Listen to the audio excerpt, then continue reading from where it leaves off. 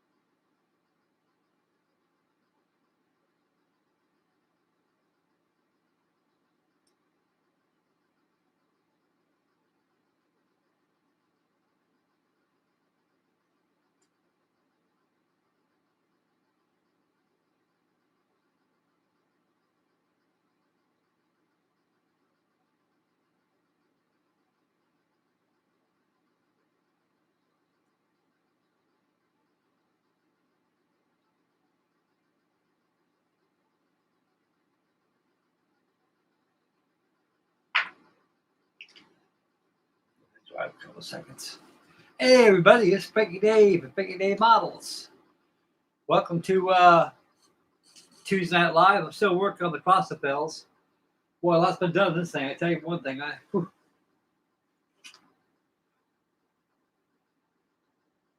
got all the winches, everything, and the booms and the king posts on there, and now I'm working on these cranes. I just want to get these card models done. You know, we got plenty of time, boys, plenty of time. Every day is going to be action-filled adventures. And right now, we're working on the crane assembly. And yeah, it's going pretty nicely. Let's see who's on the chat board. See, I know Chuck's here.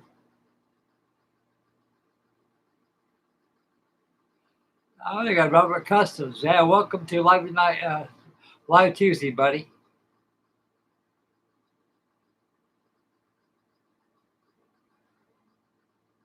That's great, but it really is. I've got the 1/200 scale Battleship Iowa.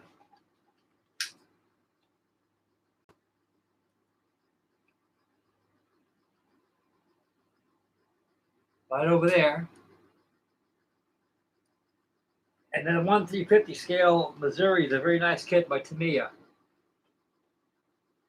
I got one too. It's a 1991 version.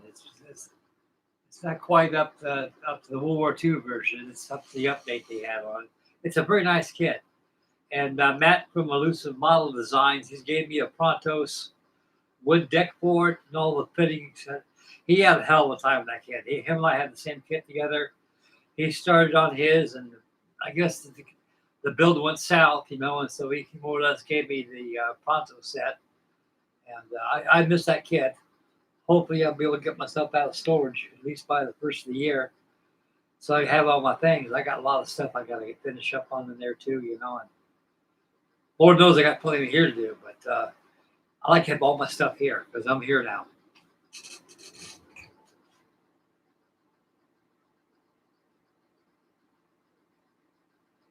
Okay, quick, Max, welcome to Tuesday Night Live. I'm working on a card model of Wilhelmshaven, the Crostafels.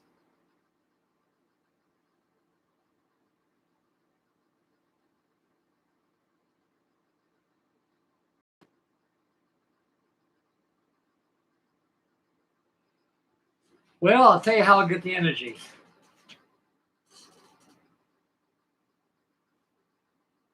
All you fellas give me the energy. God helps, and he's helped too. That's all I got to live for, boys. I lost my brother, I lost my 2 homes, lost my wife, lost my dogs, my daughter, my son-in-law. They rescued me from almost coming home from the state of Ohio. That place is a disease. And so I'm here now, and my models are good for mental health. They keep me going, and I love these things. I feel like I'm Santa's toy shop right now, doing all my stuff. Right now, I work on this paper model with Crostafels.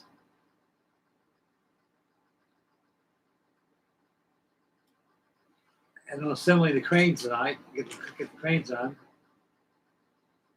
And they also fall quite nicely in this thing. I got a lot of stuff. I got the USS Forstall back there. I'll probably be hopping that pretty soon. Boy, I put about almost 20 hours that thing already since I started to build. Whew. This will be a big one.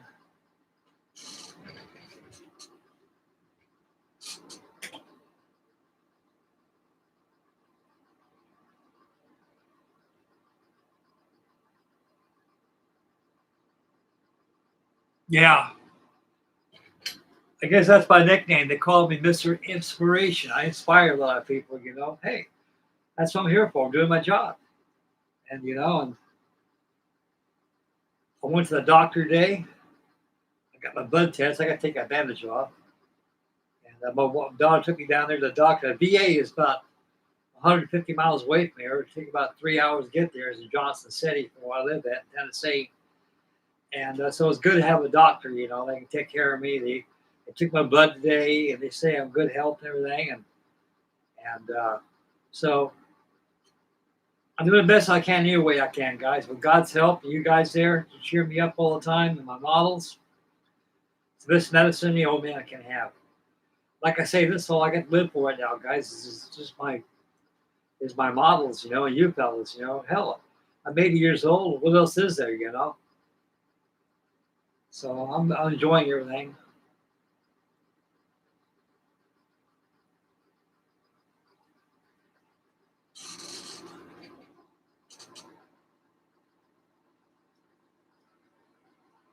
Oh, Dingy ought to be up pretty soon. Chuck, he ought to be here.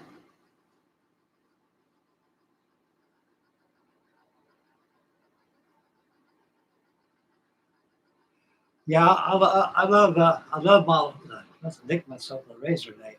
Yeah, I mean, I love all my model ships. I love them all. Lord knows I got a bunch. I got one over here, like I can show you right here. I'm doing a little Jesus over here, getting the phone out of the way. I built this about 50 years ago. I don't know if you've seen it, buddy.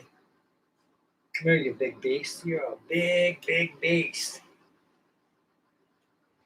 This is my Queen Mary I built.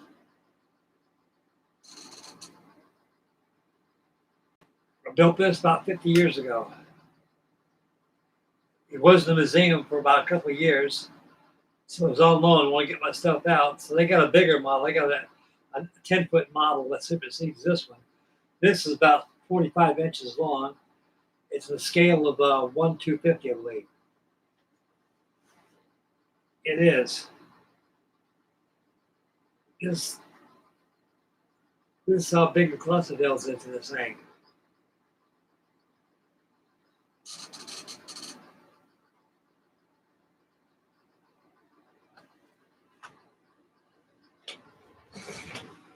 Oh man, you're heavy. This thing weighs about 5 pounds. All out of wood. All out of wood.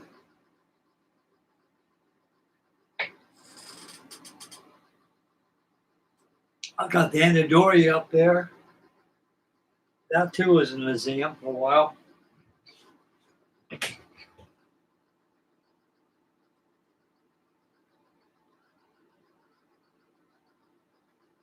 My model building years ago was a lot better than it is now. It's still there, but I'm just still I got too many at once. I'm building all the time, and I kind of enjoy that.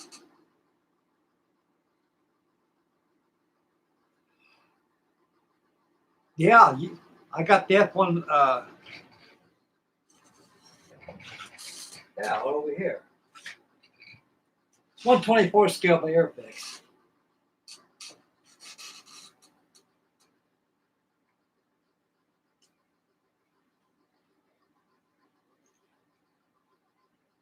Get the thing down.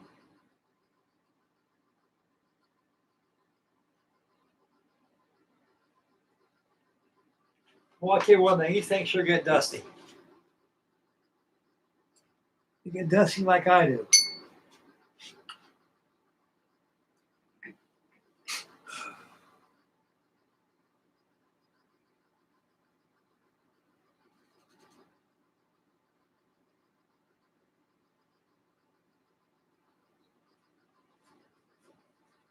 Boy, dust comes like talcum powder.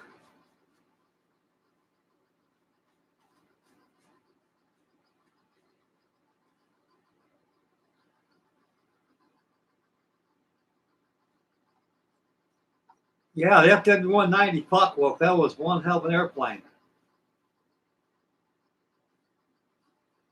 This old Airfix kit I had for years. I think I bought this back in the early 80s. I made a YouTube video with this. And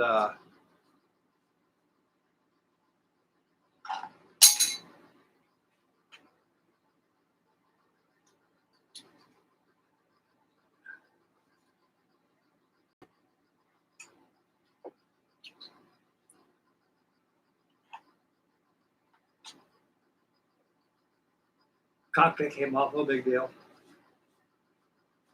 I think I never booted the damn thing on in the first place.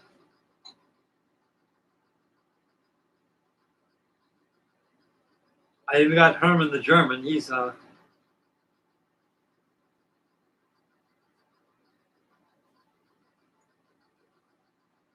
crawling inside this thing.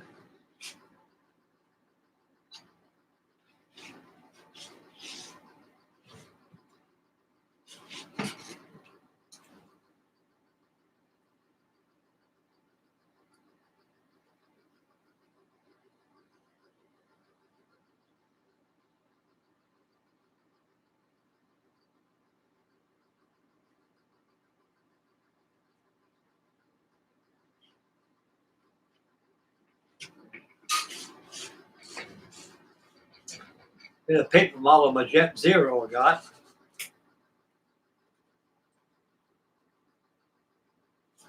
It's dusty too.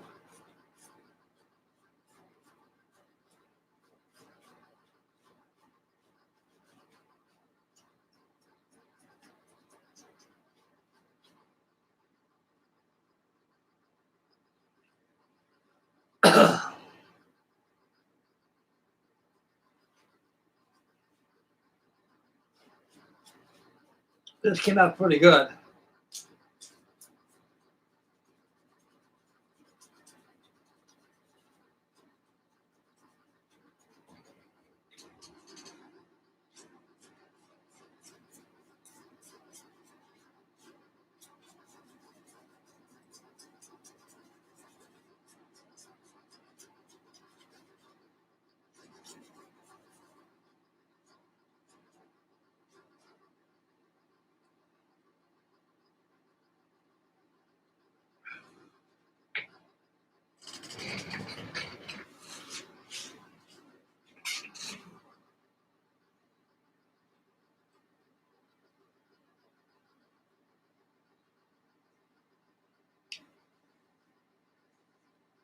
There's a lot of cobwebs in here.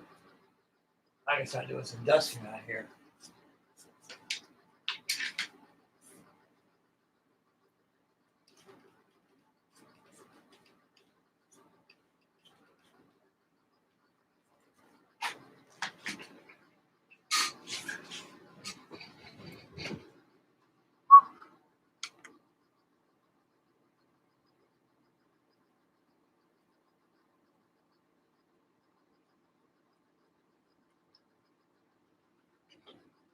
Now, this week, I was thinking about tomorrow. We're talking about German stuff. Let me show you something. Oh, come here, you big monster. Oh, there you are.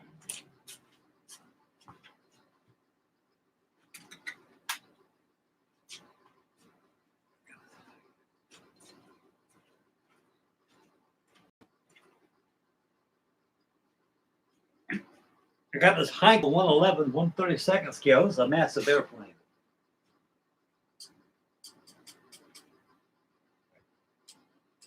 I think tomorrow, I think my work I was saying tomorrow, we're going to paint this thing up. It's all been primed already. So I'm going to do some pre-shade on this thing. This thing is big. It's no joke, I tell you that. This thing's a big airplane. It was a Lightning bomber. Used to be an airliner. But Herman Goring, he was requisitioned as a light bomber. The things are flying coffins. The things weren't designed for combat, you know. I mean, hell, you get in a tangle with a P-47 or P-51 or a B-17 or something like that, get shot down, even a Spitfire or a Hurricane. Them things are coffins. There ain't no way to get out of those damn things. You just might as well just ride the plane down to the ground.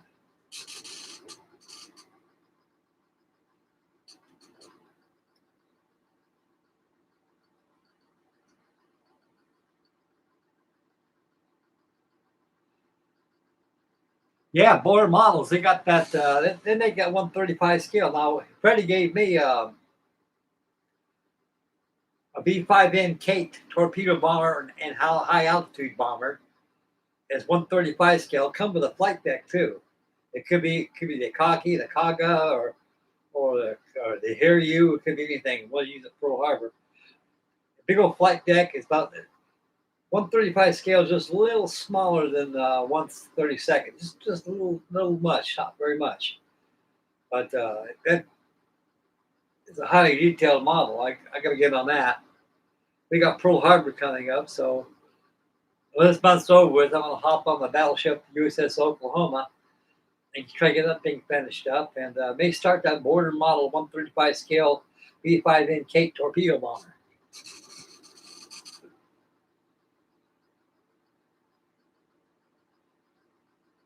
They're very expensive too, those border models. They're no joke either. I've been wanting to get their Admiral Lancaster. They want $600 for the damn thing. I don't know if I can afford that.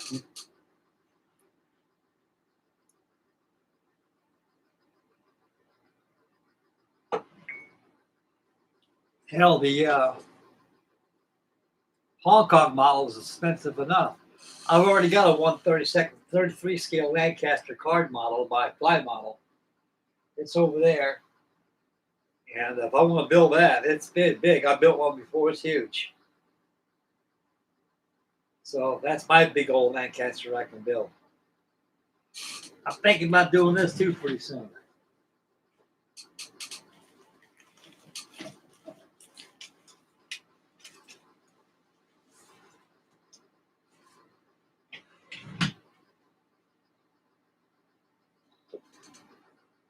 It's a card model, an SV2U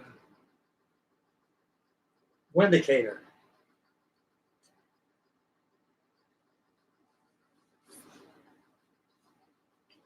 It comes in a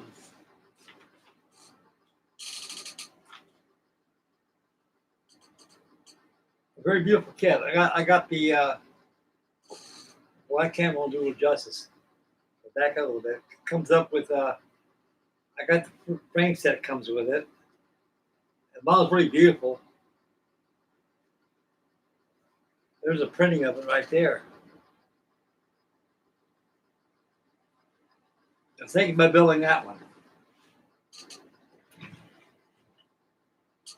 I got them all over the place, boys.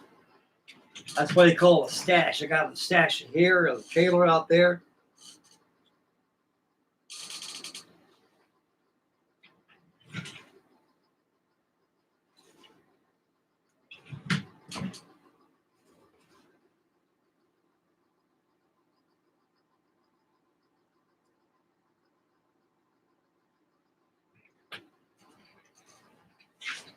Yeah, I got two of them.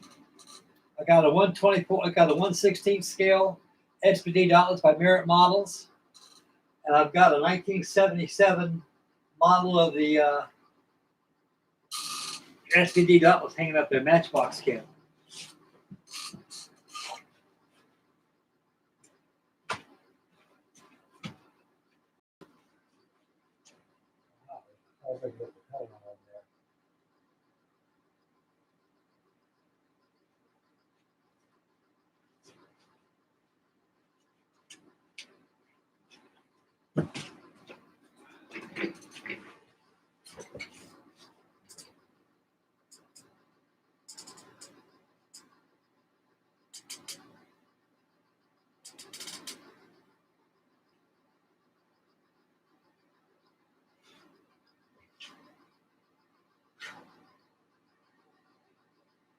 That came out pretty good. That's the Matchbox kit.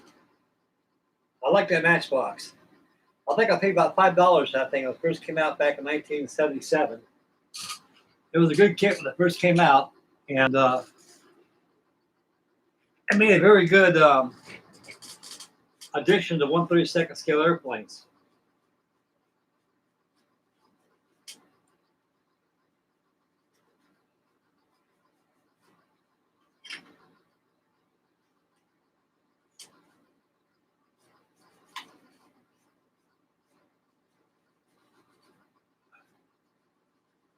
This is from the Enterprise.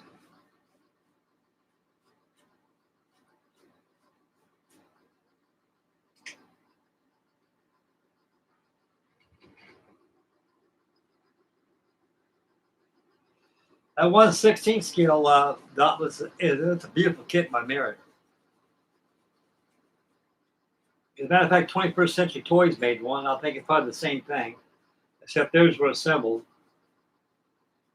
And I got that from China. It took me about 3 months to get that. I don't think I was going to get it. Yeah, I think I paid $157 for it.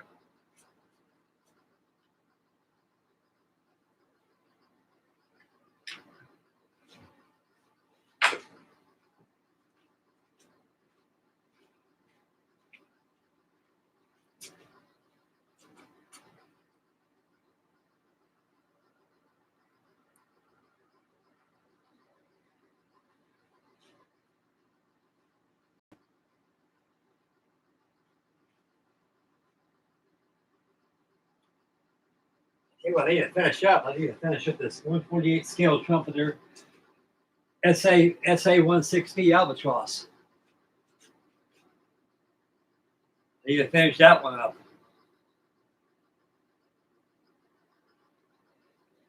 That's a honey of a model.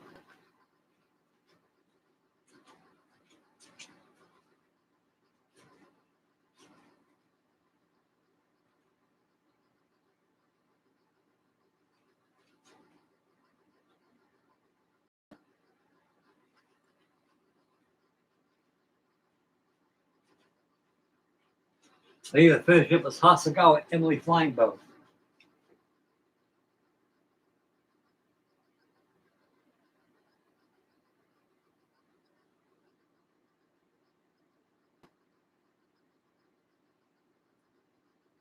This Hasagawa makes this one. This is a new tool kit. I got the old tool one in my storage. I kind of like that old tool one better. This ain't costing money. This thing does. Like the oldie nowadays.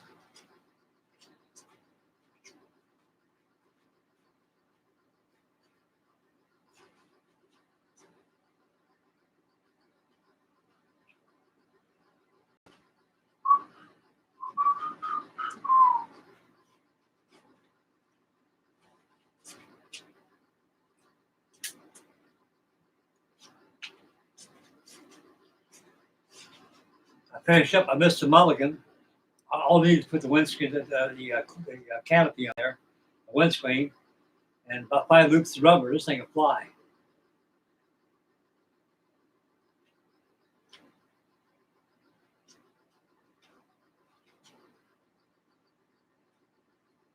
I suppose that door is getting cold in here.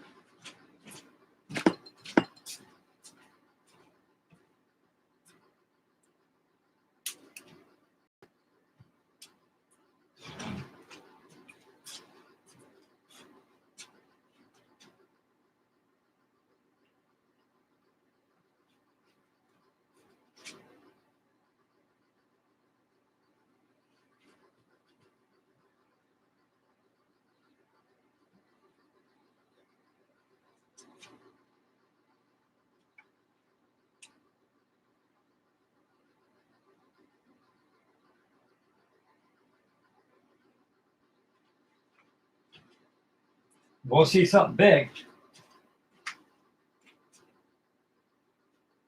This is my Princess flying boat.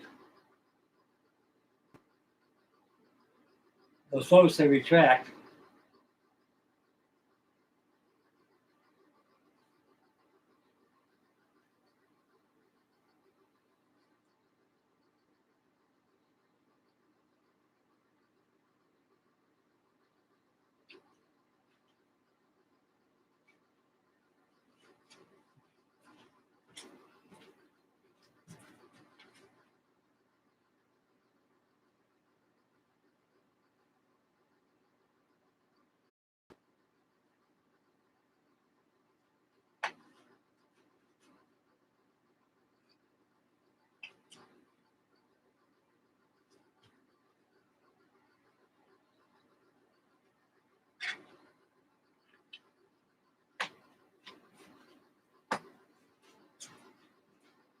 Yeah, I got them all.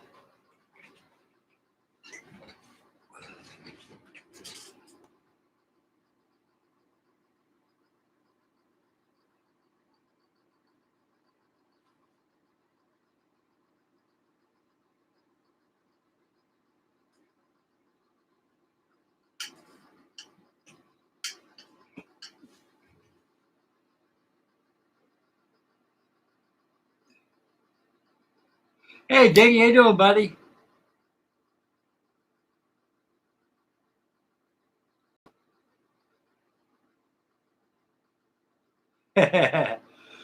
Meatballs upside down, huh? It's like going to China. We're all the same, Jojo. We're all the same.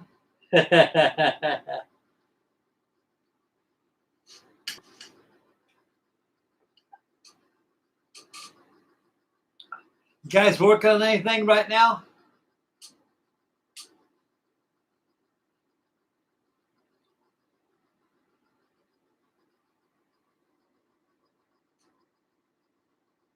Yeah, thank you, Diggy.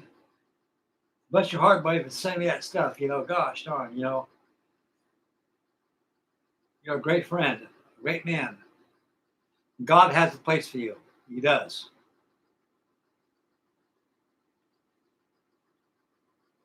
Well, it's getting a little chilly here. Put the heat on.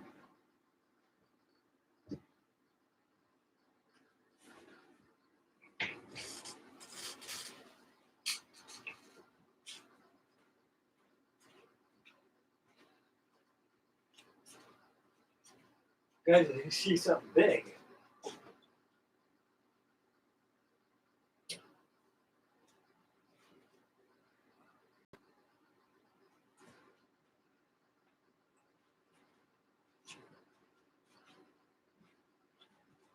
Here's a paper model of a USS Forrestal I'm working on.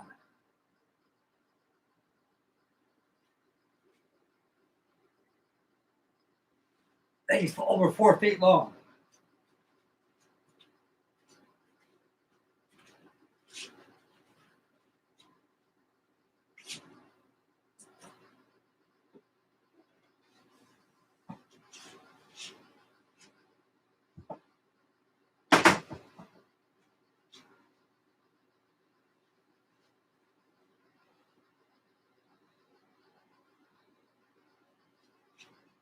Monster.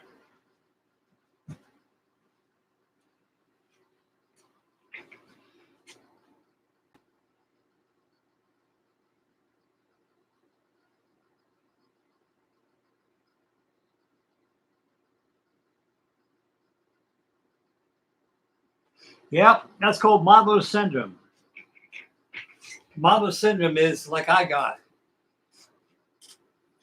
You start building for a while, pretty soon you want to put it away, you build something else. Pretty soon you look around, you got a bunch of unfinished stuff, that collects the dust or bust.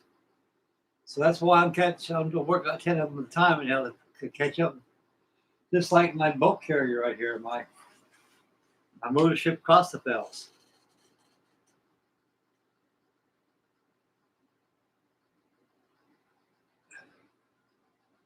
I've got the winches on there and stuff, the booms. Right now I'm putting on the cranes.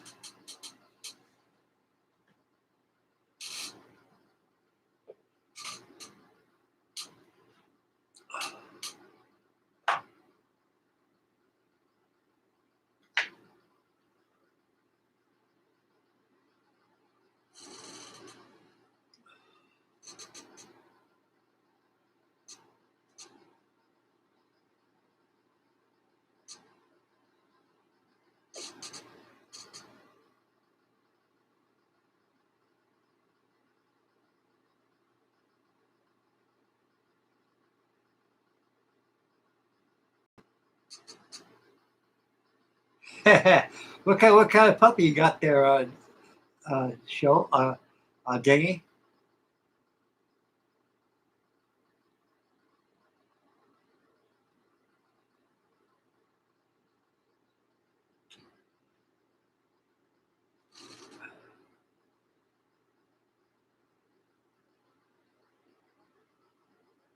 Now you talk about a dog that narrows up like a shark. A boxer, oh yeah.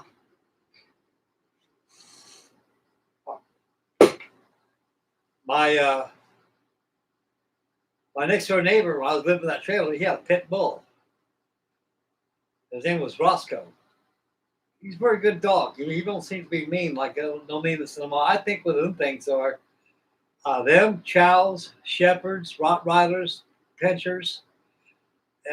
Great Pyrenees, they're high-tempered dogs. It don't take much to piss them off. You know, they got that. You got to keep them docile, keep them calm. Well, this, like I say, that little pit bull, he's a little tough, cute little fella. You know, I picked him up and held him.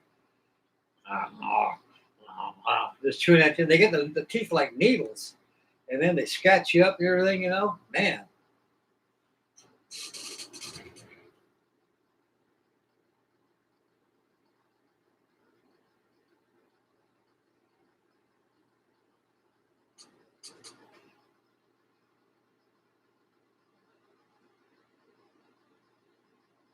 Hey, how you doing there, Matt? Just talking about you a while ago. You know, when you gave me that Pronto fitting set for the USS Missouri, I told everybody you had problems with the kit and everything, and you kind of shelved it for a while, and you gave me a Pronto set for it. I wish I had thing right now. Like I said, guys, Matt and I at the same time. I mean, what a coincidence! At the same time, we bought the 1991. We actually have a buddy bill going on that thing, and he had to me one 350 scale 1991 version of the USS Missouri, and I guess he had some problems with the deck on it or something. I don't know what it was, but he eventually kind of showed it for a while until he gets his mojo up and builds again. He gave me the Pronto set for it. Gosh, I'm really grateful for that. I used the wooden deck, I think, what they had on there, but boy, that thing's loaded. That Pronto says that was a good kit. That Tamiya kit is. A lot of guys like Alex of Alex Models. He says, "Oh, all those Tamiya kits are lemon kits." I said, "Well, how do you know they're lemon?" He says, "Well, they go together really good, and they ain't worth the money and stuff like that put into it. You got to buy stuff. You know what it is? They call it suck you into money. The suck you into money kits. I'll tell you what. I'll tell you a secret about that. When Tamiya first came out, the first model they built, they came out with, and one 350 scale was the Bismarck, and they knew at the time, before us modelers knew, there was the event of photo etches coming in. So they figured they give you a good kit. It's up. They want you to go out there and buy aftermarket stuff to enhance their kit a lot better what they give you. Same thing with the Enterprise. Same thing with the King George V that got back there. The Prince of Wales, the Missouri, and the rest that they got, the Yamato they got. Those kits were designed for you to go out and buy photo wedge for it and aftermarket stuff. That's why I call them suck you into more money kits. They're good if you just build like they are, you know. But you know, we all know there's something missing in the kit. What you pay for that kit, you should have had something more of what they give you. You know, that's my only beef with them. But I got them people figured out already. Because photo etch didn't come out till the early 1980s. By 1982, photo etch was coming out. Lauren Perry was the godfather and grandfather of photo etch, a gold model. He used to be in the Navy and everything, and he experimented with photo etch. He all of a sudden he started producing photo etch Ravens in 1/350 scale. The rest is history. Then Tom's Models Works came in, and everybody else joined in. So it's all out there.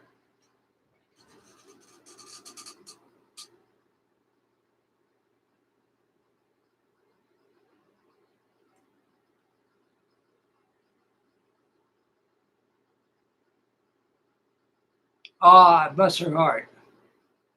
I got my two granddaughters living with us here, and I got my great grandchild. She's there too, and they're fixing to get married, get hitched, and everything. So the life's gonna be pretty lonesome. Be my wife, be my daughter, and my son-in-law and me.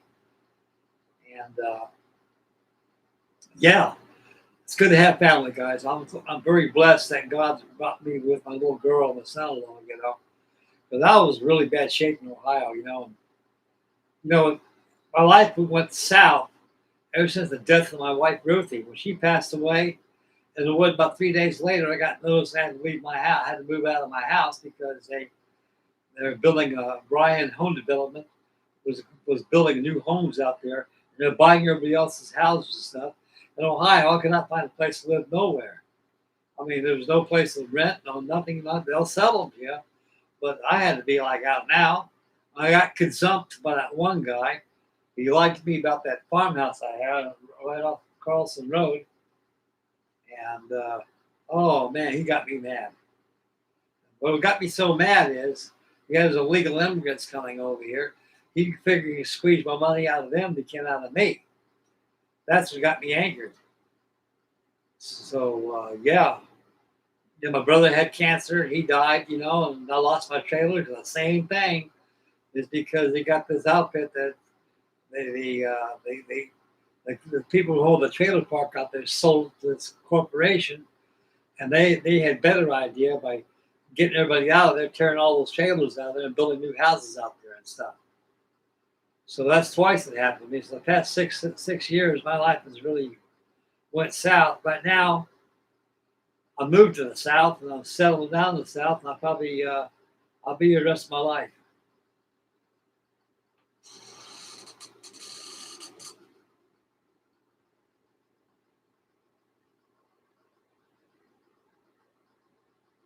Manga were very good back in those days. They're quality models. There is quantity and quality. They came out in the 1950s, around 1956 or no,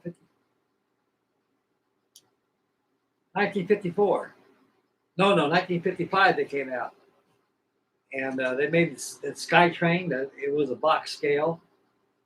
And they had the first one they ever did was the T. Well, they made other ones too out of wood and stuff.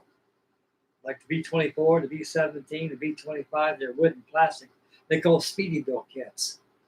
So they came out probably around 1952, 53, somewhere around there. Half balsa and half plastic. And they were known, even back then, they're known as good quality kits. I mean, they're the best. We had Lindbergh was around, ITC was around, Revell was around, Aurora was around at the time. And before they came out, I was building up like Cleveland kits, Miguel kits, and Comet kits, and card models. That was all that was out there at the time. Right now, I'm building a 1928 Cleveland Bishop's Newport 17.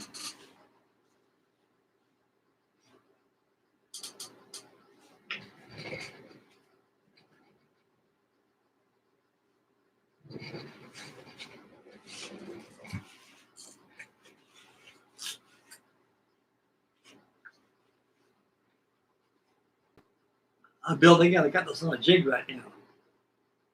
So that's all the bare bones is the fuselage. On the other side, I'm going to go ahead and do the same thing here. That wood is over 80 years old, fellas. Over 80 years old. I can't believe it.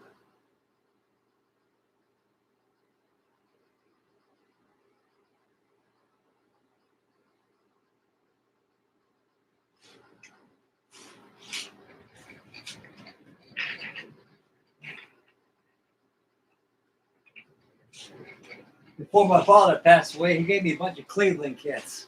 I got a bunch of them.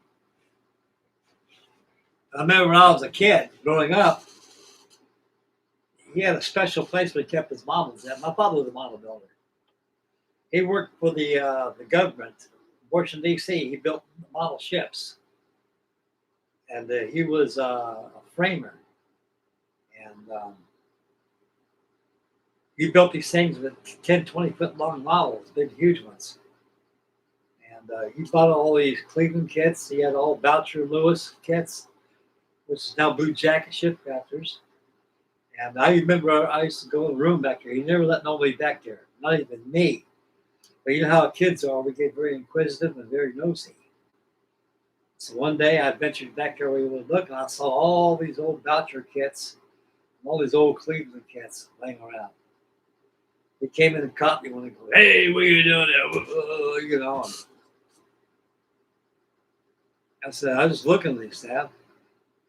And he says, "You ain't supposed to be in here. I told you don't come in here. I don't want no one in here." I go, "Why?" "Because I told you why. I don't want nobody in here, son." "Oh, okay, Dad." You know, but pretty soon, you know, as I was getting older, he said, "One of these days, he's going to be yours." Before he passed away, he gave me all his old Cleveland kits. He says, "Hang on to these, Frank. Don't get rid of them.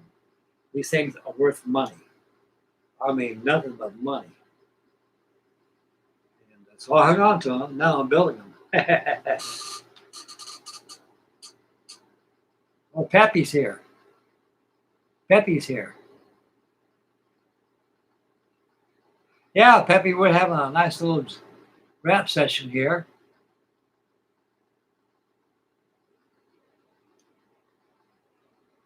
Yeah, that Monogram 140 scale Dauntless. Yeah, they were gimmick models back in those days. I mean, that's one thing good about Monogram kits. They're working models. You can play with them. You know, the kid, uh, TBF dropped the torpedo.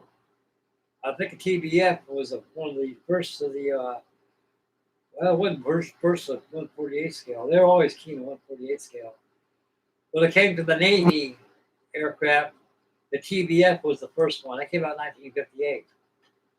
It came with the wings that fold, the bow bay open and drop the torpedo, the spare turret would turn, pops would turn, the landing gear retract, pressing hook, work the tail wheel. Very impressive, man. We are kids. Boy, you're in heaven in one of those things. Then they came out with the Dauntless by 1960. They came out with the SBD Dauntless. It dropped bombs, dive brakes worked. The observer's rear gun, it was functional. Tail up, come down.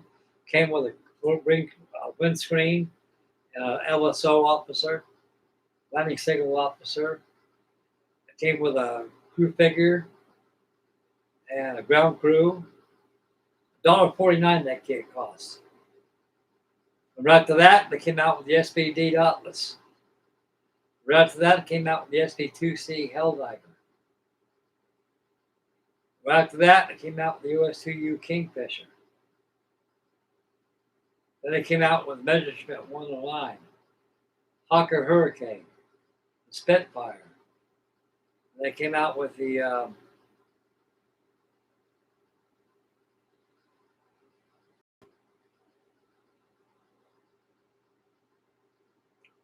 what was it?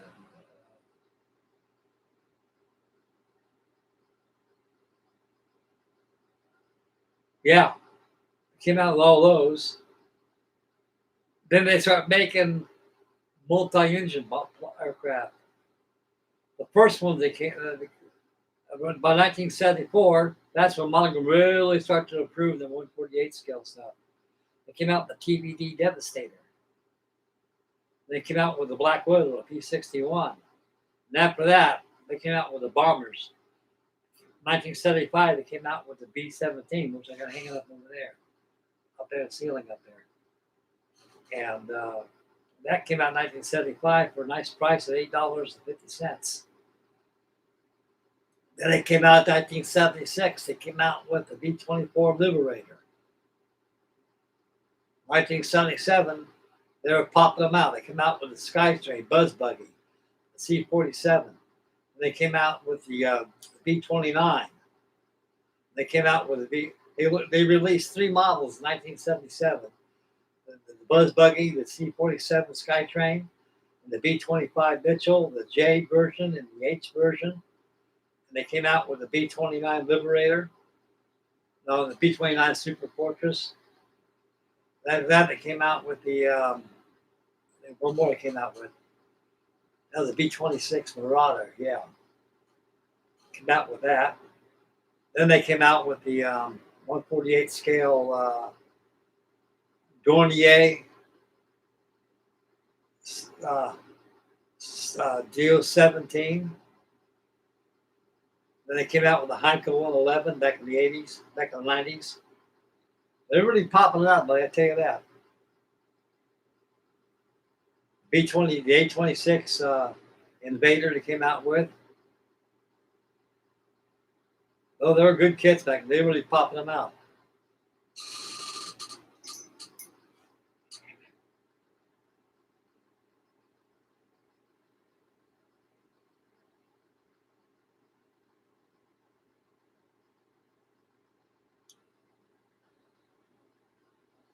Yeah, they're worth money. You know, if you buy them sealed at that time of year, they're worth money.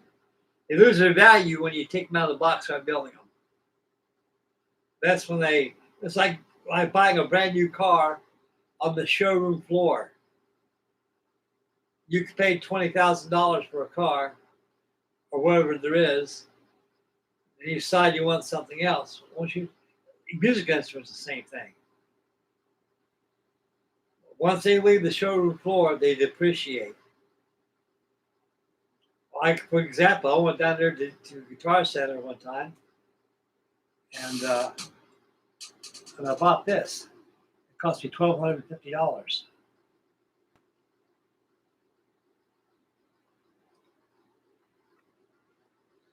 This 1965 Fender Deluxe Reverb amplifier.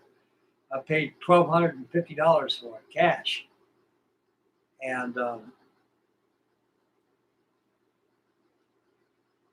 when I was in there, when I bought it there, you had a kid came in.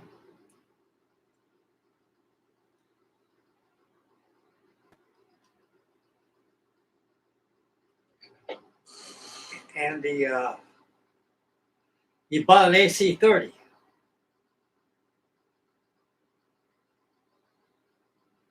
That thing was $1,100 and something it cost. Of course, the dad had a credit card, ran through, and I was in there getting some steel guitar strings because they didn't have any steel guitar strings in the Guitar Center. I had to buy them by the gauge. So while I stood in line with all the strings I've got to pay for them, they're negotiating a deal. The kid got the AC-30. The person went out the door.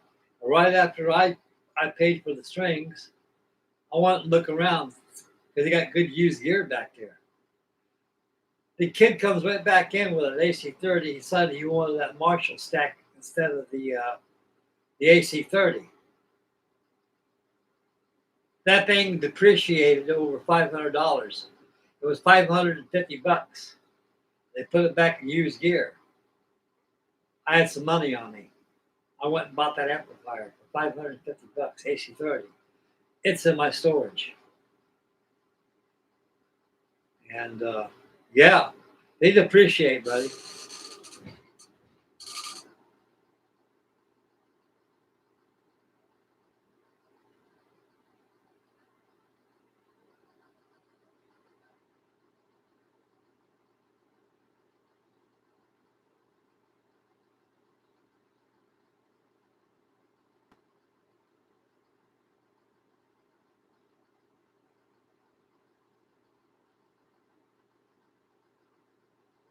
No, you keep them, thinking they're worth some money, buddy. They are. If they're regular monogram, not monogram Revell nowadays, because they merged together, you know. And if they're original 1970 vintage, you know, worth a lot of that. Don't get rid of them because you'll regret it. You really will.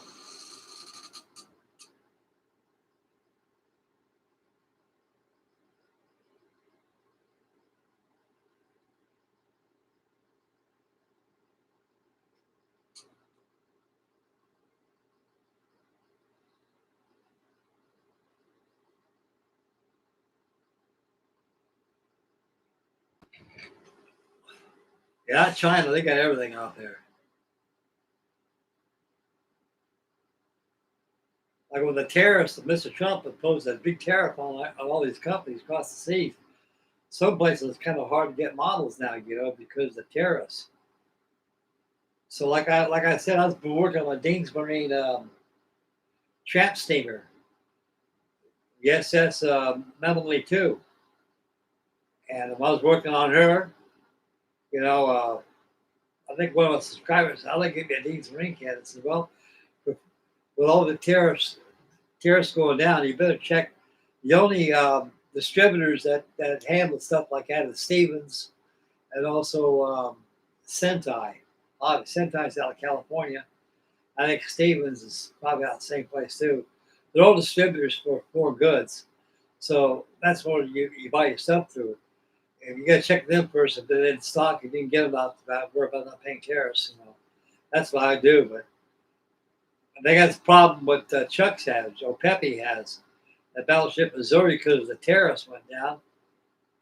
And they shouldn't do that to him like that. He paid over $100 for a 1/200 scale Battleship USS Missouri, a paper model, Left him in limbo, took his money, no model, Said, hey, where's my stuff, It was me. I personally raised hell with the bank.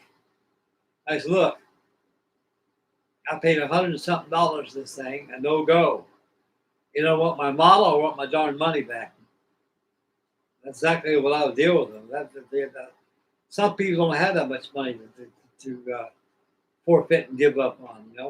If you're living on a salary or a budget or something like that, and you're allowed to spend so much money this and that, it's not right.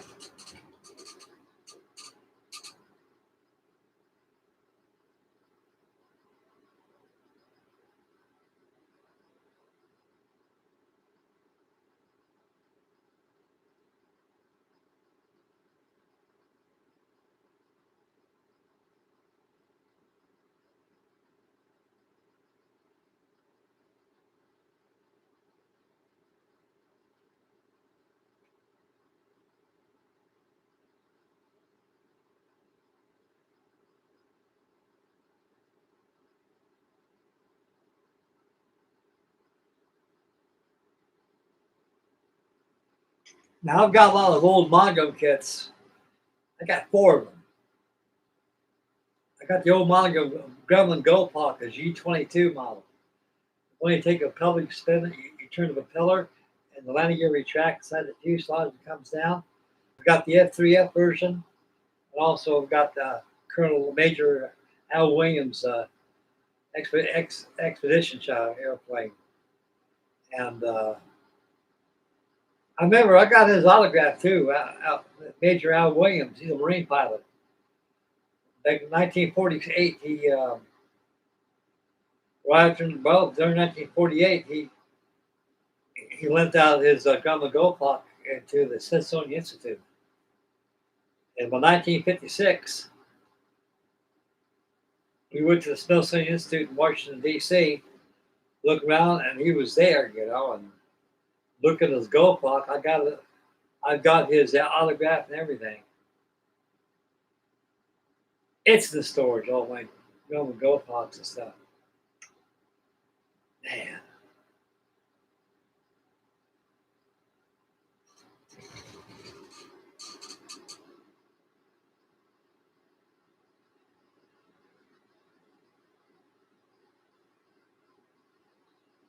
Oh, yeah. We got Thanksgiving coming up. My daughter says, we're going to have a lot of people over, Dad. And I says, good enough for me. I'll be chowing down some of that turkey and cranberry sauce and all the goodies right there. My daughter likes to cook. She likes to bake them. I taught my daughter how to bake bread and everything. She was small. Well, I was married to her mother, She, before she got sick and everything. And she goes, well, I got to make this bread for her, Dad, and stuff. Because someday you're going to get married and have children. And women have to cook. Don't you understand that love with a man's heart is a woman's cooking? You got to cook. He says, my mother taught me how to bake bread and stuff, and I'm a dude. So she likes to bake.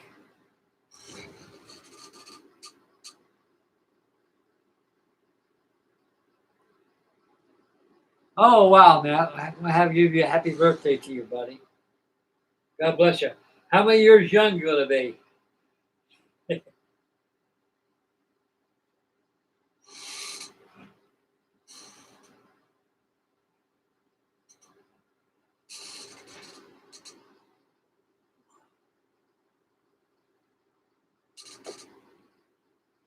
45, that's young. Man, I wish I was 45 again. Man. When I was 45 years old, I thought life was over for me. Oh man, I'm in my 40s now. A long ways to go. And right now, I'm living on God's good humor and living the best way I can, any way I can. You get 80 years old, boy, you're getting up there, you know. I can anytime I could join I got one in the coffin already and one on earth. I want to make sure the other one stays on earth as long as I can, any way I can. But I feel good though. Doctor says I'm doing good today.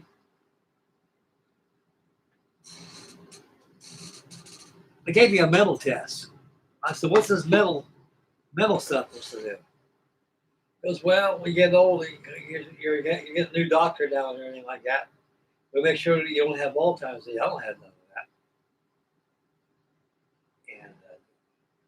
And they gave me a paper, so sorry. They asked me questions like that, and I said, "Wow, you're pretty."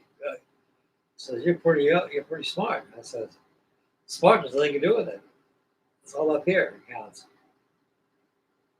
He asked me questions, "Are you depressed?" and stuff like that. I said, "No." I said, "I'll tell you what depression came in. Depression is when you lose your wife and lose your house all in 1 week. Then you get another place and lose that and lose your brother. Now that's depression. But it didn't let it get me down. I have my chin up and tucked it out. I'm a survivor."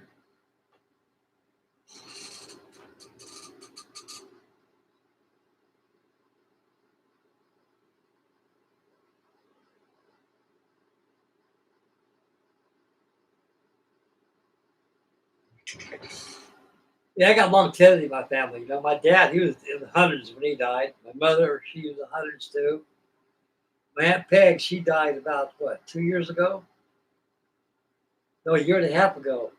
She was 112 years old. I have one more aunt left, my Aunt Edith. I heard nothing of her. I really don't know. She may be deceased also.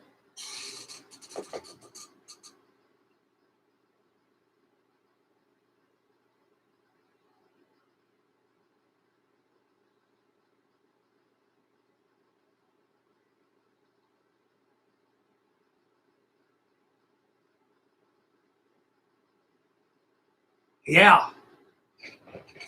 That's how old I was on the Navy. I was 17 years old. I graduated from high school when I was 17 years old. And same day I graduated from high school, I got my draft notice to go to Vietnam. I went home. Mother said, I think you got a letter from the government. I said, "Oh, hell, I ain't that big to be called the government." I looked at it and had a blank expression on my face. I had orders, but I got drafted by Lyndon Baines Johnson, you know. I remember that double crossing speech he said when he was up standing on the podium. Vietnam's getting started. He goes, "I will not send American boys 7,000 miles away to be involved in a war that we don't belong there." Next day, he initiated a 5 million man draft. And all those World War II baby boomers got all it takes of it. At that time, guys, every guy that graduated from high school at that time, within 2 weeks, they were in uniform. And my draft notice, I had to go to 1033 South Broadway Street, Los Angeles, California, to a induction center for physical for United States Marines. I said, "Well, I'll definitely be in the pine box now." Dad said, "No, you're not." I said, "Dad, how you know?" "I do know. What do you got in your hand right there?" "A high school diploma." "That high school diploma right there will get you in the Air Force, will get you in the Navy." And so said the Marines, "Don't mean nothing till you say I do." So we're going to see a Navy recruiter right now. So I took that same day, I had my cap and gown on. Went to see a Navy recruiter. He had a chief bosun's mate sitting there at the desk. He goes, "How you doing, Cell Beams? What I can do for you?" I said, "Come to join the Navy." He says, "Well, you come to the right place." So it looks like you graduated from high school. I said, "Yes, sir. I got a diploma along with my cap and gown." See the diploma you got. Yeah, you graduated, right? So what else you got in your hand there?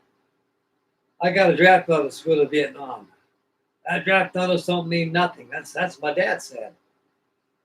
He says you can take a test right now, see if you qualify United States Navy. I said, what was that test require? Everything you learned in high school, day one to the day you graduate, in that test right there. You got to take a test to join the Navy. Same thing with the Air Force too. I said, okay, how long does it take? It takes about 45 minutes. Says, you got 45 minutes to take this test. You'll be here tomorrow at 9:30 in the morning. Okay, sir, I'll be there, which I did. My dad took me down, dropped me off there. My dad took off, done something. About a half an hour, test was done. Chief said, you didn't finish that test already, did you? I said, yes, sir, it's all done, Chief. And he goes, okay, I hope you passed. He says, I'm the only one that's got the answers. I know you didn't cheat. So next day, they come in the next day, you know what the score is. I came in the next day at 9:30 in the morning. He's sitting there in a chair like this, staring at me. Didn't say a word. Boy, my heart was just a jump of fluttering, you know. And he moved over. He stuck his hand out, said, congratulations, you passed. You're qualified for the United States Navy. How soon do you want to go in? Let's go in right now. Now! Don't you want to go out and chase some girls for a while or something? And have a good time? He said, you just graduated from high school. I said 30 days from now, well, you come in and take it. Well, I have you set for 30 days to take your physical. So what about that drug dose? Don't worry about that. I already contacted the Secret Service Board already. They're not going to touch you. They know you're United States Navy custody. So don't worry about it. So they'll let you know, don't worry about it. Took the test, crumpled up, threw it in the trash can. It says, you get lost for 3 days to be here. 9:30 in the morning. We'll take you for the physical. 30 days later, came back in. Oh, well, wow, those has been sewed out, which I could do in 30 days. And took a physical, came back in. It's okay, in 1 week we'll ship you out. You go to San Diego boot camp, Naval Training Center, San Diego, right next to Camp Pendleton. Went to boot camp for 9 weeks, got out of there, came home for 2 weeks boot leave, went all the way to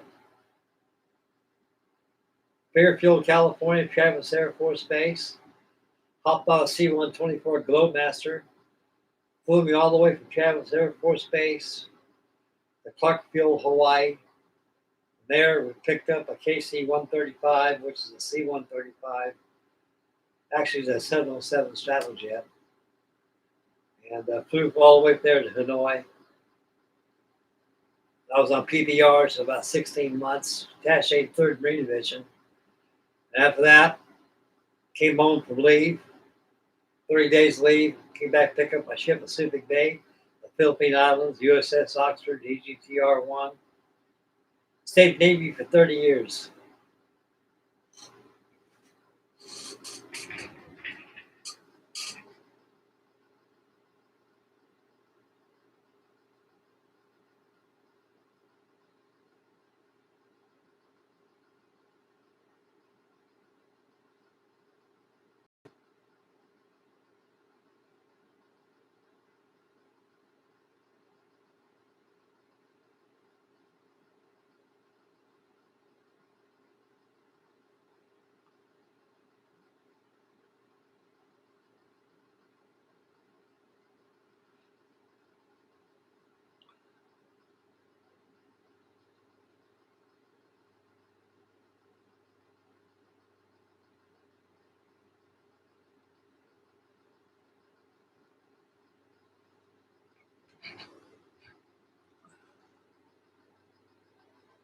Yeah, 1963.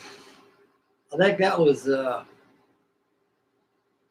Vietnam. They get started around fall of 1964. So 1963, I think you get caught in the Kennedy law. Pepe is Chuck is your brother. You say you have a brother. Is he older than you or is he younger than you?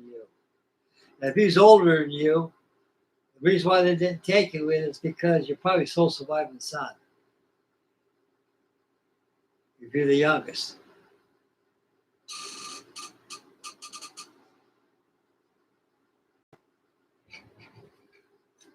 Oh, what tape?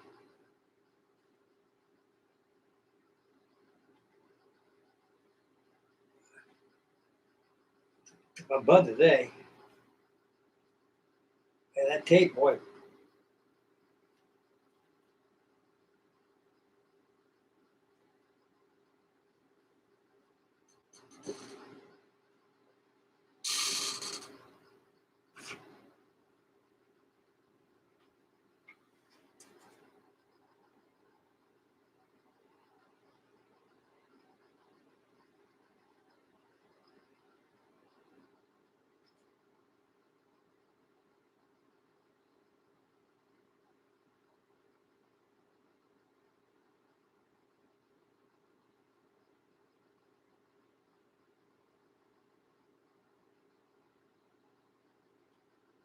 Yeah, in Afghanistan.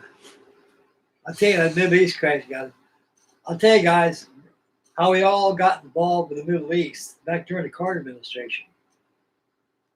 Joe Biden is the one that got us into that mess. When they had that, not Khamenei, Ayatollah, what his name was, Ayatollah Khamenei, what his name was. We went after him, the guys that started there, and we got involved in the Mid East and all these wars going on. I'll tell you one thing, that Joe Biden right there, he's an evil person. You know, I assume, God's going to get him, what he's done to everybody. A lot of people don't know these things. I do. He's one of the oldest politicians there is in the history of our country right now. He's been a young senator that during the Eisenhower administration. That was back in the 40s and 50s. President Eisenhower was in. When I was born, Franklin Delano Roosevelt was president. Then Harry Truman came in, and then after Harry Truman came in, Eisenhower came in. After Eisenhower came in, President Kennedy came in. The United States of America was a wonderful country till the day they assassinated Mr. Kennedy. Mr. Kennedy, he got killed November 22nd, 1963. The reason why they killed this man is because he didn't want us to go to Vietnam. The man spent 5 years in World War II. He's seen death and smelled death from other people. And he knows war is the good thing. And he doesn't want to make sure that we see us go to war. Plus, we don't belong there. These politicians picked up that Vietnam stuff to make some money. It's a politician war. And ever since we pulled out of Vietnam, this country's really has been the same sense. We lost our pride, lost everything. Very bad. So that's why I say the day Mr. Kennedy was assassinated, America went with him.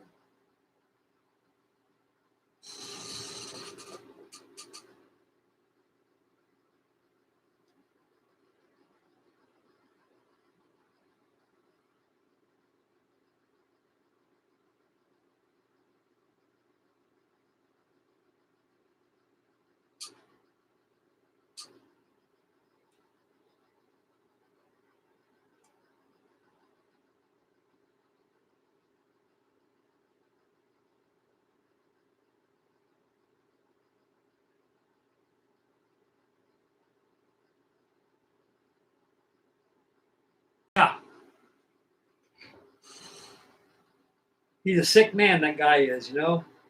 He's a devil himself. I never liked Joe Biden. I couldn't stand the guy. I want to tell you something. He's a pathological liar. I've never seen somebody lie so much in life as this man. I call him President Uli Lie. That's all he does, lie. Every time he opens up his filthy sewer, it's a big lie. He can't tell the truth or nothing. And everybody thinks he's the greatest. That's because we have a failed education system in this country. That's the reason why this country is the shape it's in now. It's a failed parenthood and failed education system. No other explanation.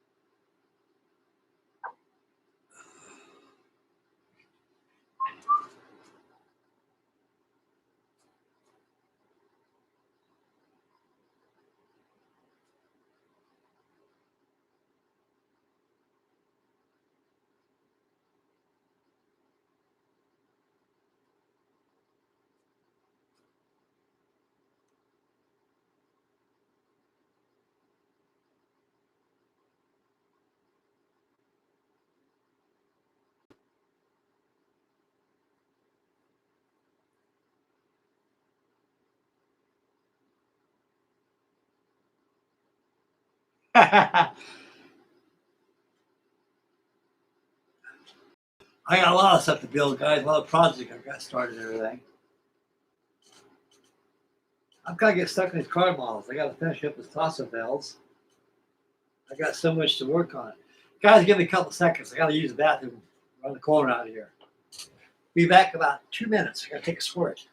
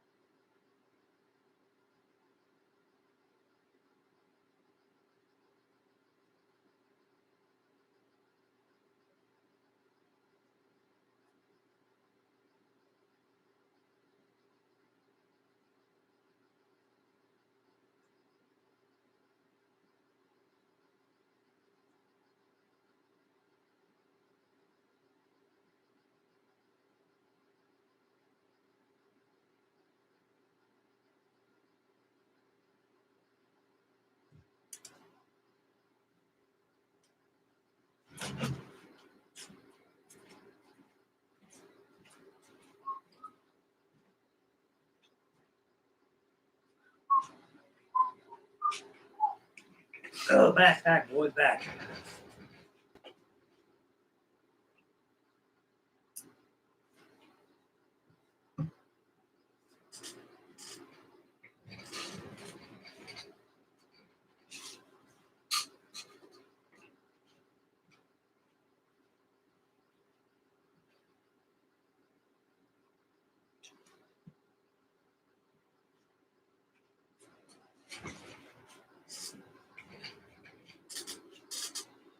Ah,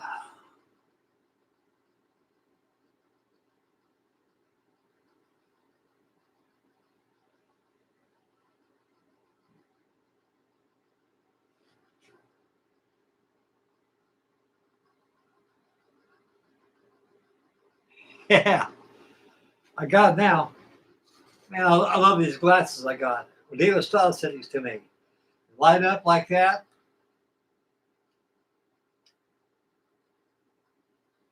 They come with different powers too.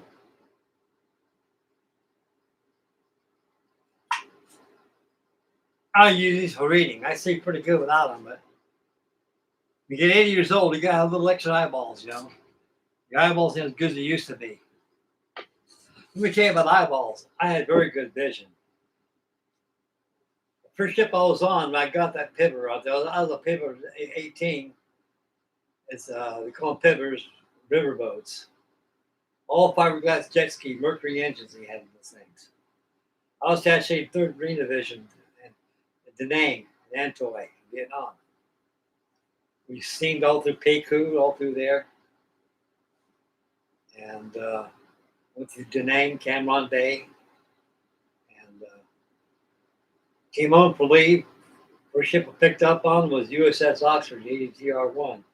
It was a Liberty ship converted to a auxiliary geographical technical research, kind of like the USS Pueblo, a spy ship. We had CTs on there, communication technicians. And I got aboard. I was on, I think, about 9 months. And pretty soon they put me on a fleet oiler, USS Ashtabula, AO-51, T3S2A1 type tanker.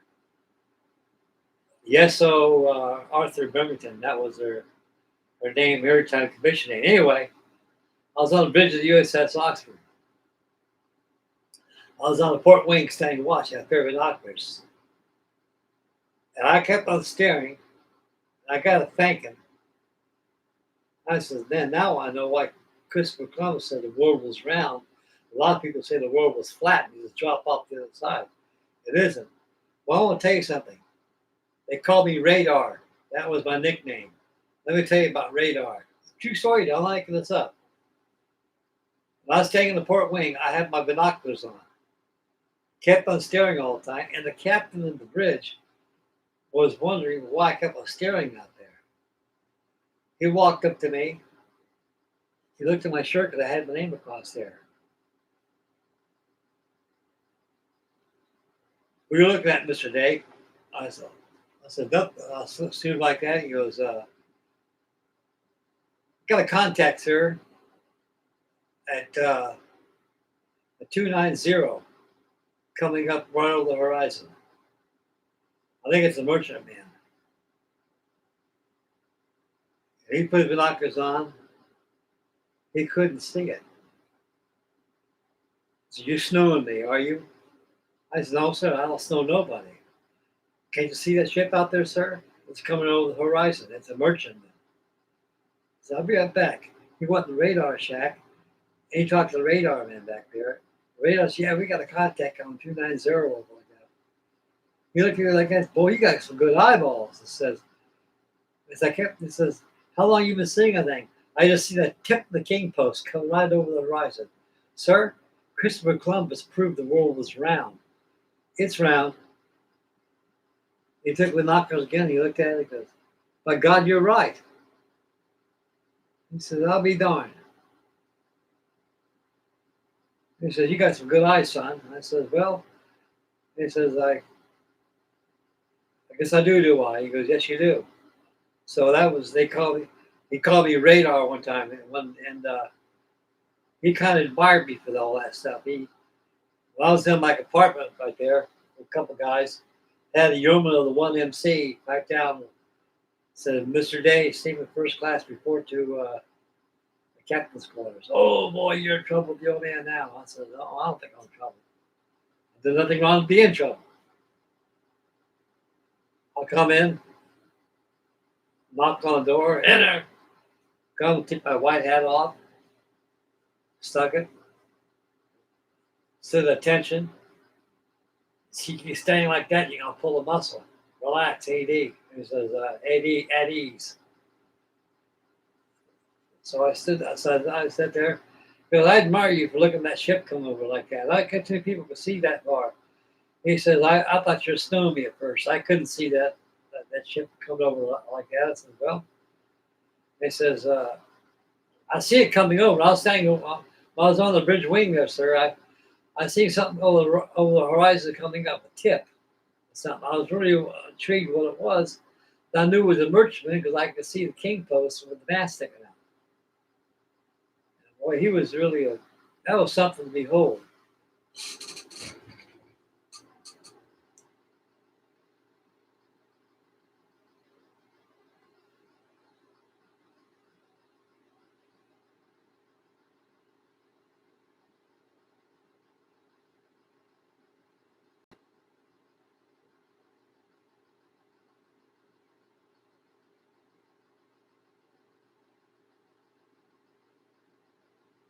Yeah, lighting is very good. Like I say, when you're working, like I work on this thing, you flash your light, it goes directly into where you look. It's like a helmet cam, you know.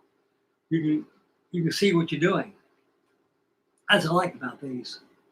And plus, you get think of that. These extra glasses, you know, they just snap on. You get really powerful ones to see things really up close. Then it goes down to power. These got reading glasses strength. And they're really good too. Made out of glass too. No, they're not plastic, they're glass.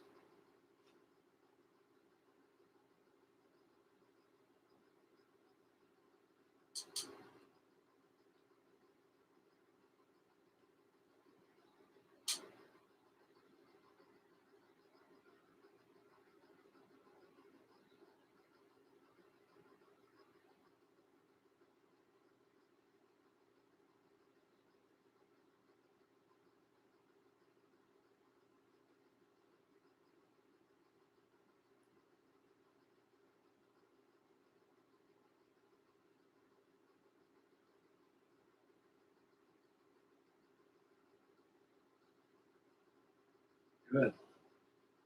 No pump, that does good.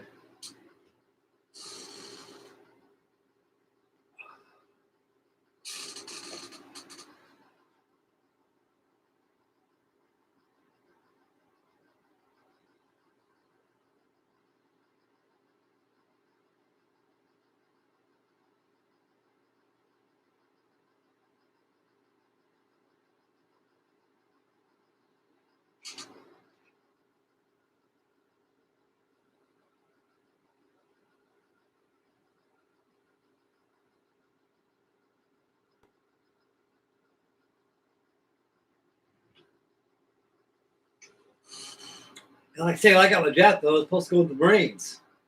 And Vietnam was very bad back in those days. The survival rate back then, if you're a ground pounder, the Marines in the Army, was 35%.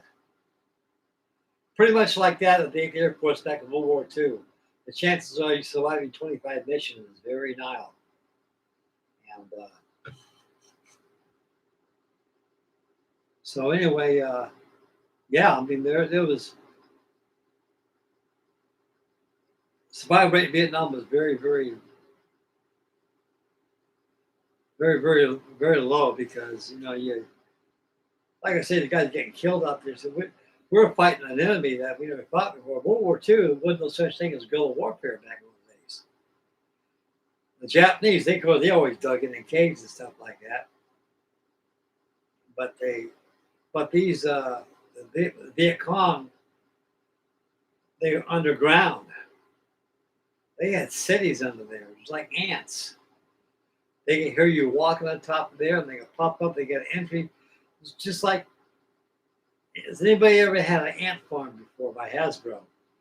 Now I had an ant farm one time that my Aunt Edith gave me one time. It was a Christmas present. It was the damnest thing I've ever had before. It was red, and it had sand in there. And it was clear through the window, you could see. But you had to get your own ants. They couldn't supply you with live ants. They had sand and everything in there. You could collect these little piss ants and put them in there. You could see them tunneling, making. They had entries, enters, and exits. They had drainage where to keep all the water and stuff. And their ants are very, very strong. They can lift stuff 5 to 10 times their size. I've seen them take big old pebbles, and they're always fighting each other all the time. That's why I say the only two animals in the world God makes out of his two hands that make war is human beings and ants. And so that's how the Viet Cong lived. They lived in those tunnels in there. They had drainage tunnels there because the water go down there. The water table will go down because always had monsoon season up there in Nam, always wet. And man, it was awful out there.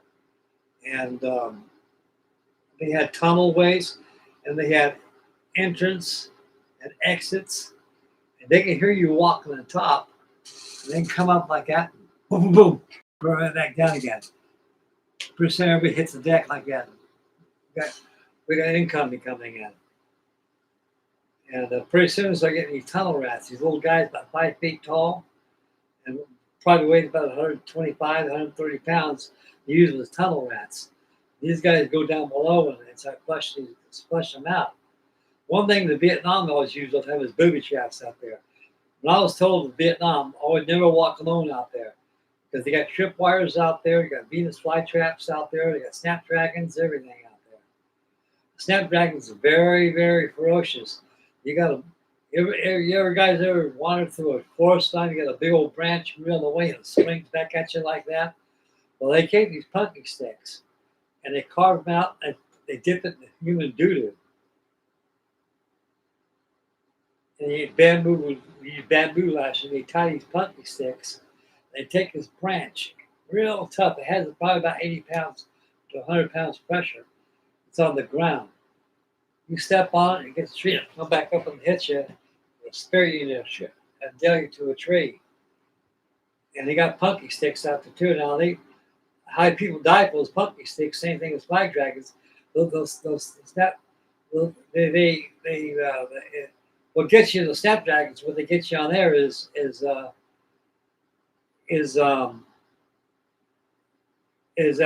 it'll spear you. Only for it to do its job that comes at you, you got to have something behind you to stop you from going back. If you're standing up and get you, it'll probably go through you a little bit and knock you down. But if you're up against a tree, because they always have up against a tree, that way when they come up and hit you, you miss the tree, you ain't going nowhere. It reinforces the branch that comes to hit you. A lot of stuff out there going on. Trip wires, everything. And booby traps. Like I smoked pot out there. I remember one time they had a gunman, they had a corporal one time. He was sitting down in the rain. They called me a squid. Hey, Squidly, what are you doing here? I said, I'm trying to take care of you jarheads. He had a shotgun. Pot it and stick it in your mouth and smoke like that out of it. I never did that, though. That was kind of scary. Gotta give me a shot now like that. And crazy stuff you see out there. And I didn't want to get loaded smoking that stuff out there because I want to keep my wits about me. Because I was boat captain. I was responsible for that boat. I was responsible for my crewmen. We had 250 caliber guns, 4.5 on there. We steamed through there, like I say. Well, I figure if we're out in the middle of the river out there, we picked off very easily. So I always came closer to the shore. We could see all kinds of movement out there, and they never take a shot at us. So they had a couple. We had a couple rounds one time on us one time. But like I say, out in Vietnam, you got to keep your wits about you. A lot of guys got killed out there. They got loaded all the time. And you get loaded, you get carefree. But that was one hell of a war we should never have been involved in. That's something else. It was awful. Really awful out there.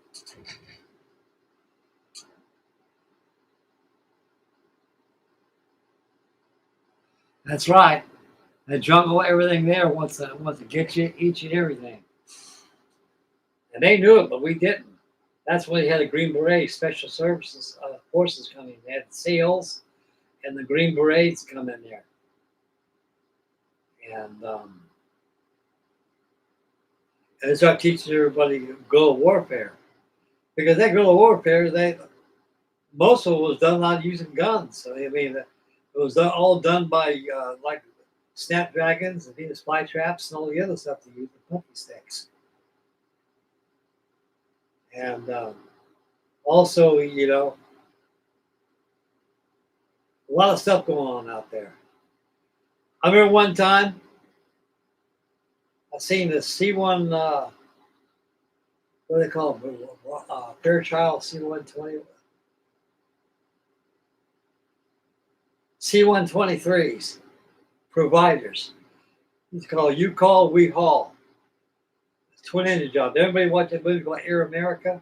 Had a twin engine cargo plane. It looked like a Herky bird, only had two engines on it. See him fly one time, spring Agent Orange on everybody. I think I got some on me too. And it's spraying coming out of there. So what the hell is spraying out there? It was we knew it was Agent Orange. That's what it was. That was a messed up war, guys. It really was. A lot of guys came back half cocked and everything.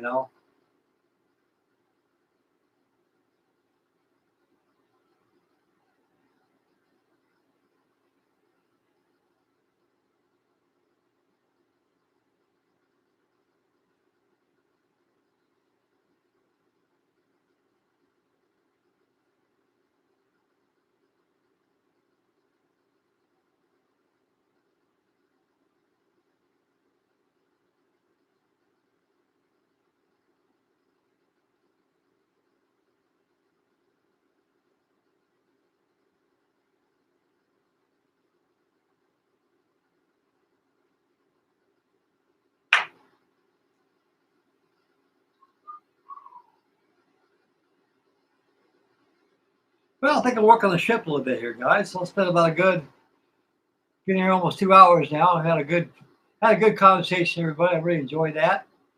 And we'll spend about a half an hour more to an hour or more, and we'll start working on the ship. And I'll check on the chat board, see what's going on.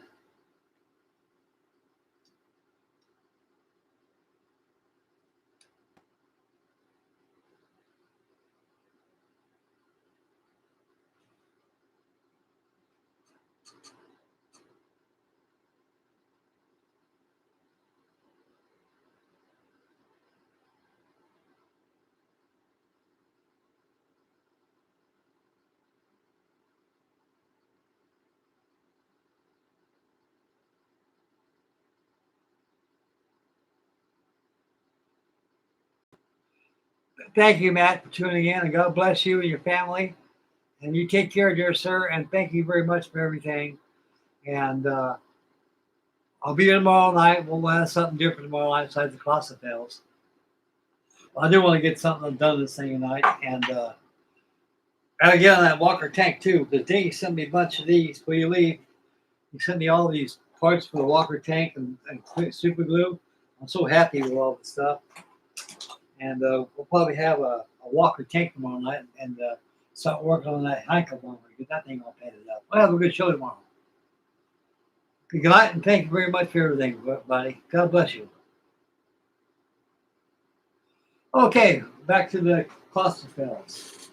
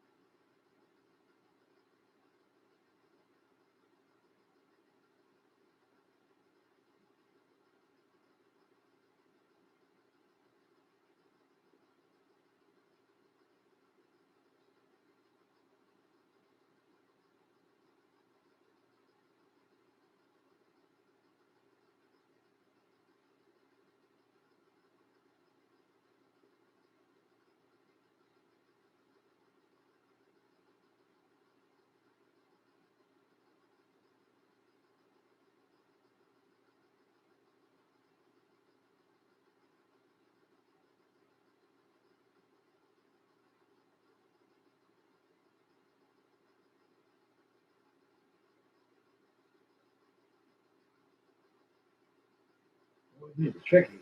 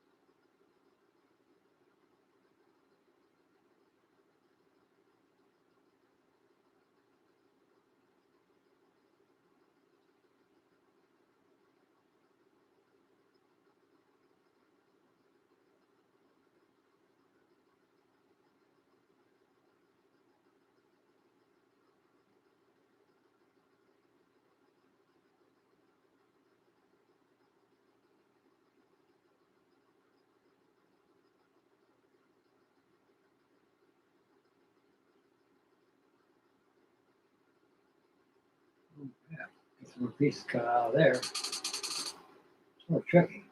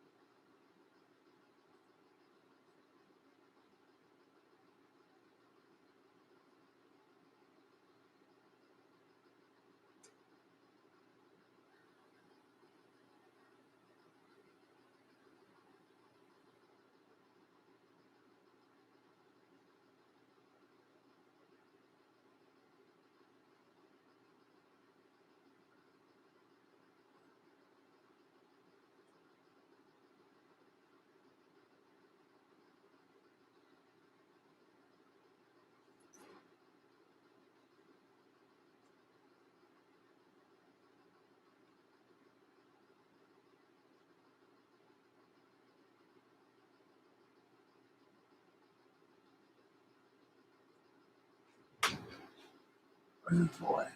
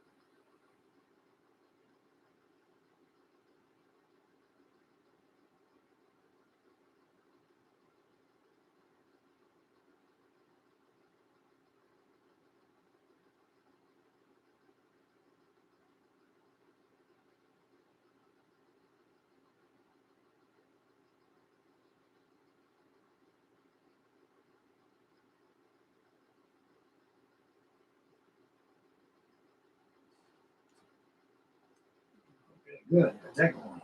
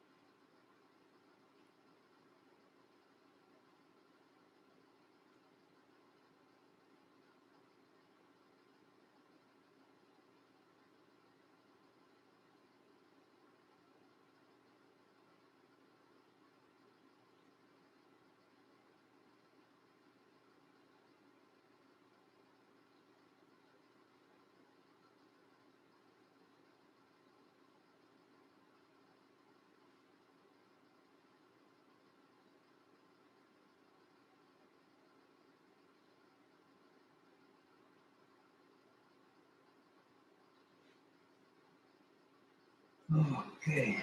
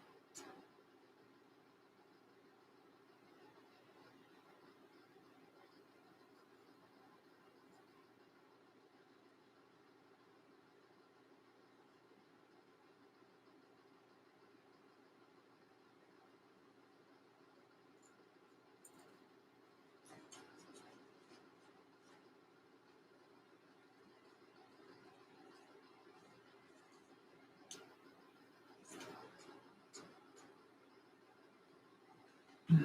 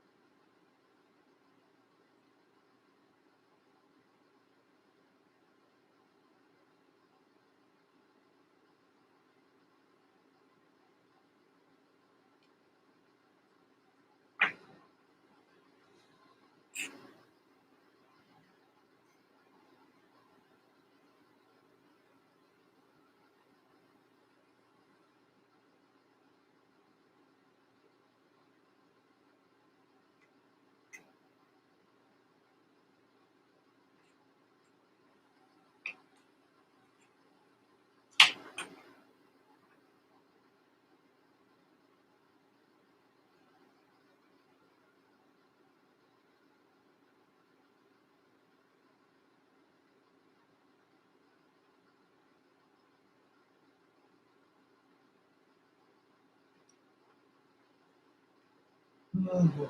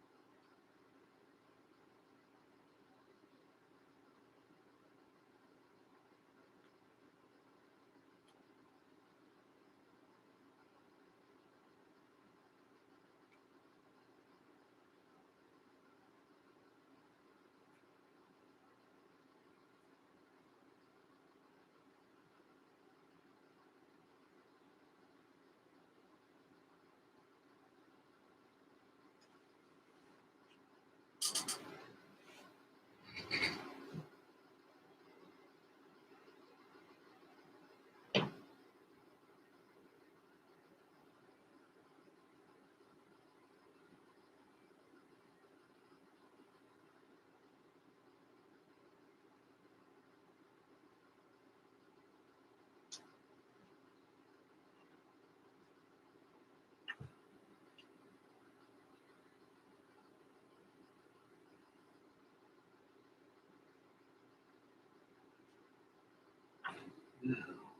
green in there.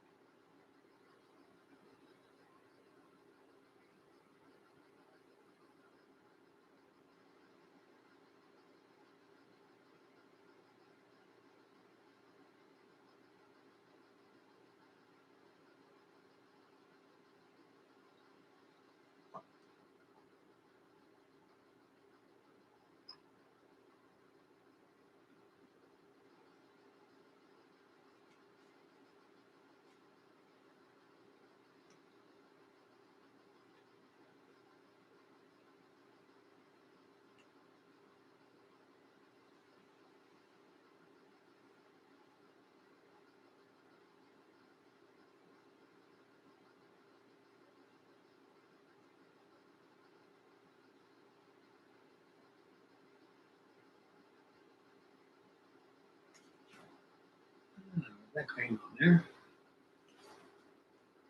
I'm going to go over here.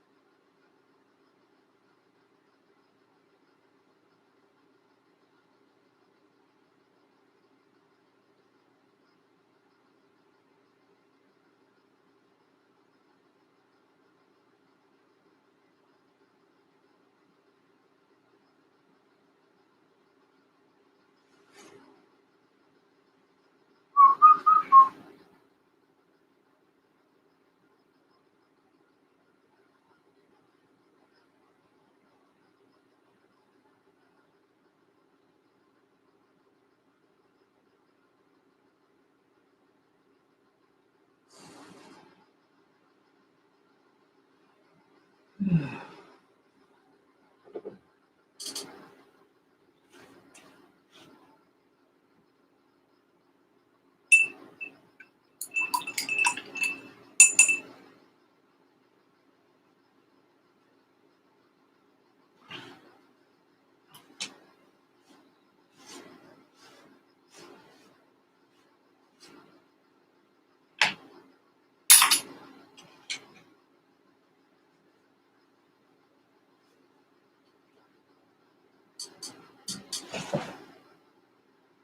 corn clean already.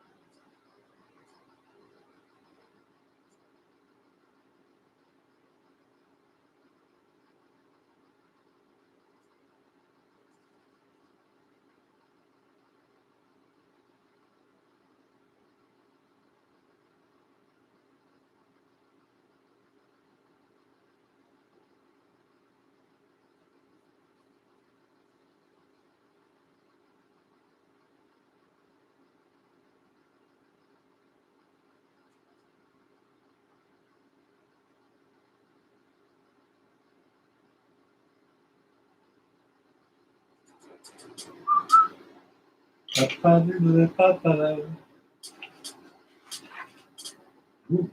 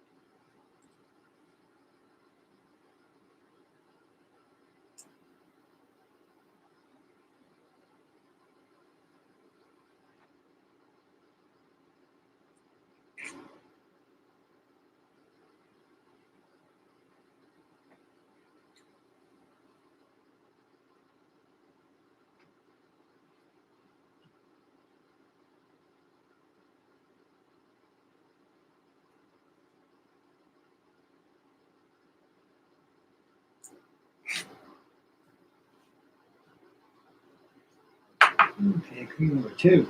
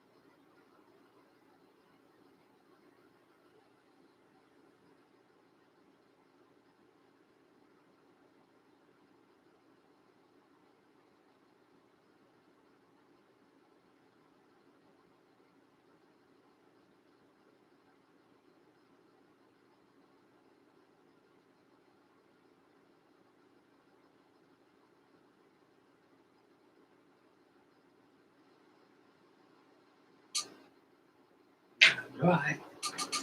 Like a smoking peace pipe right now.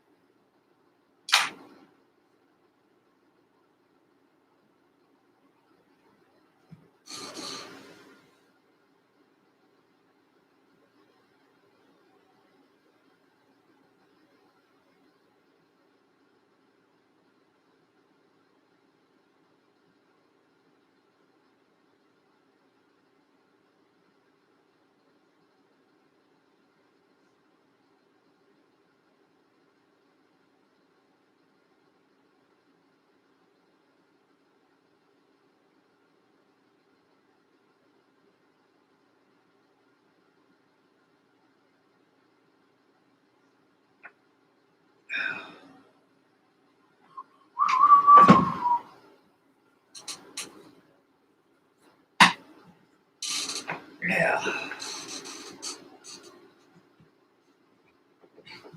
Wonderful, wonderful, wonderful.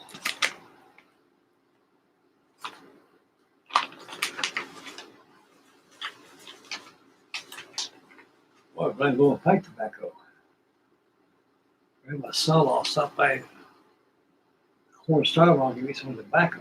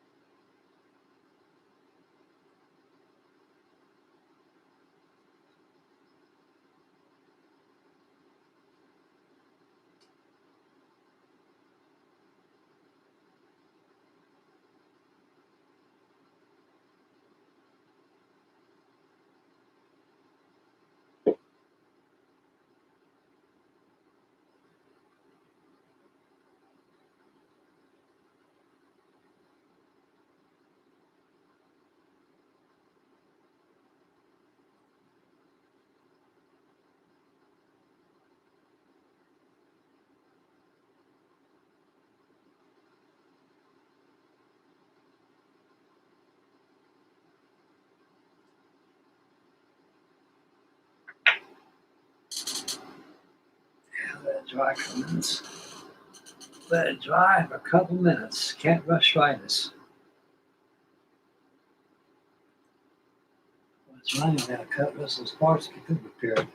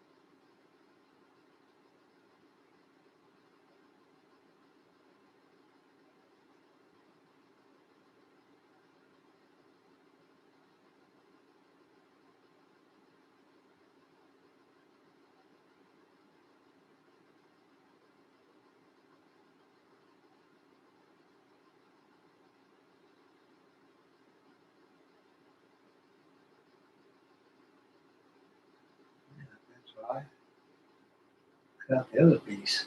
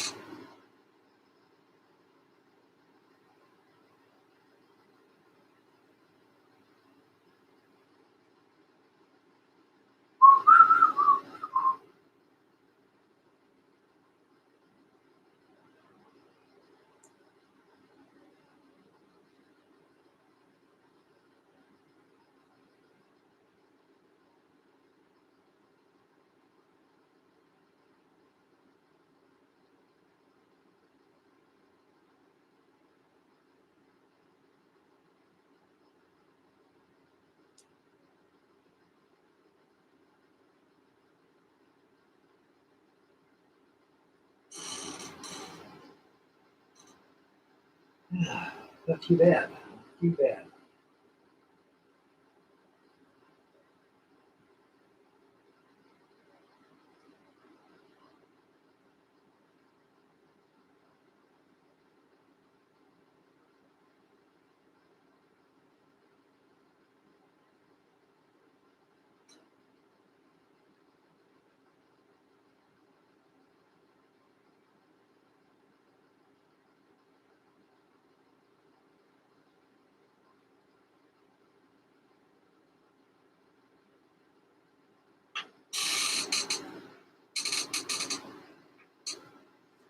Try a little bit.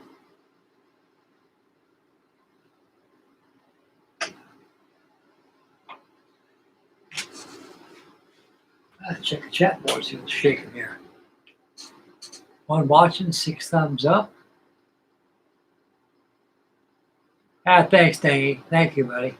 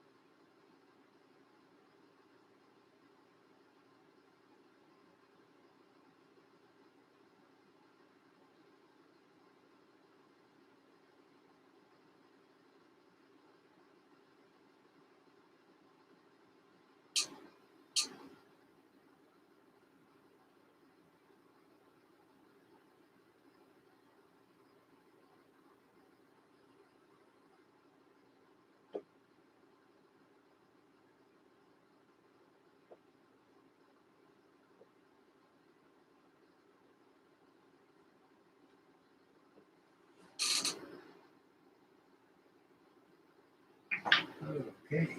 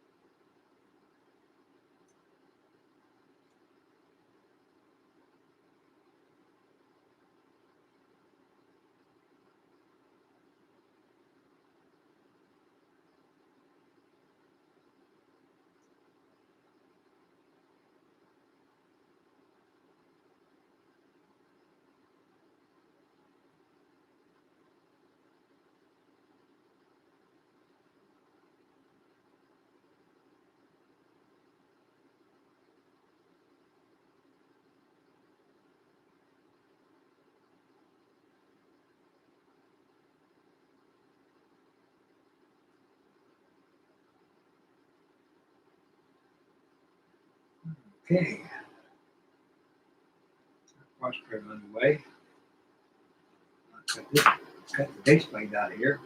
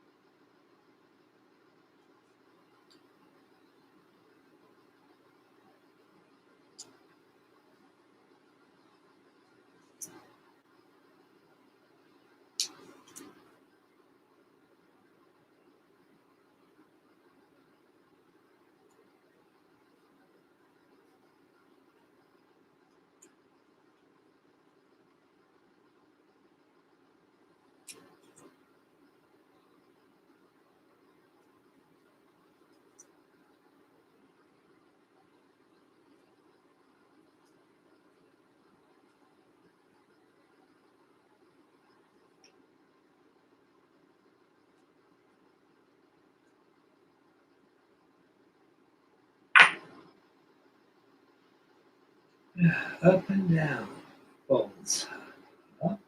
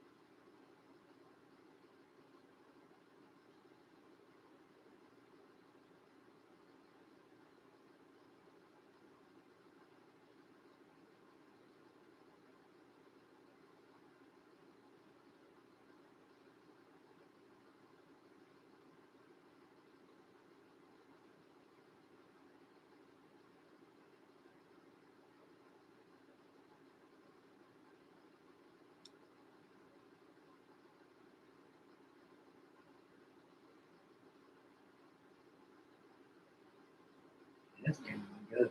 Quicker than the other one, yeah.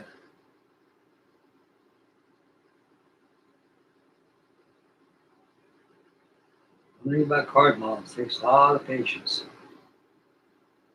But patience is worth it when it's all done. People can't believe it's made out of paper.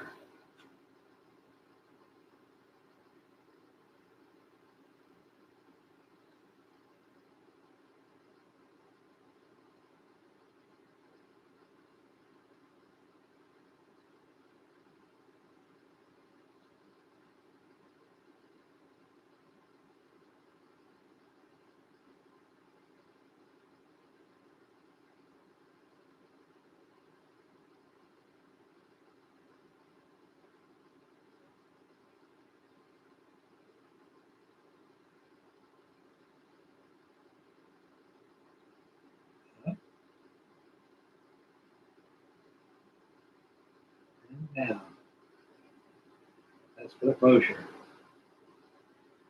Closure of the party.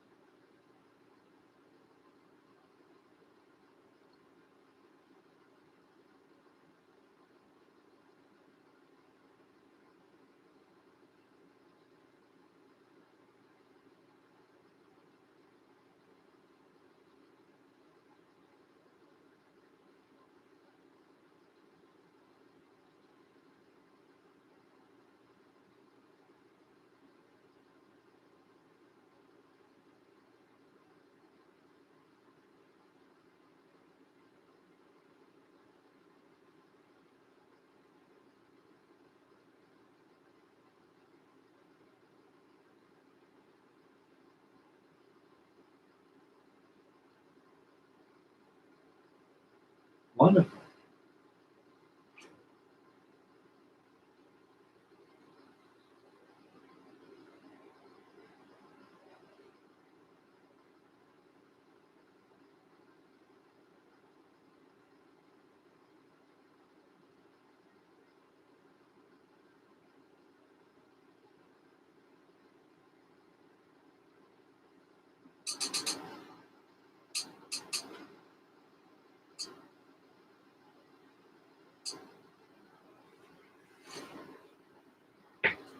Okay, this thing here.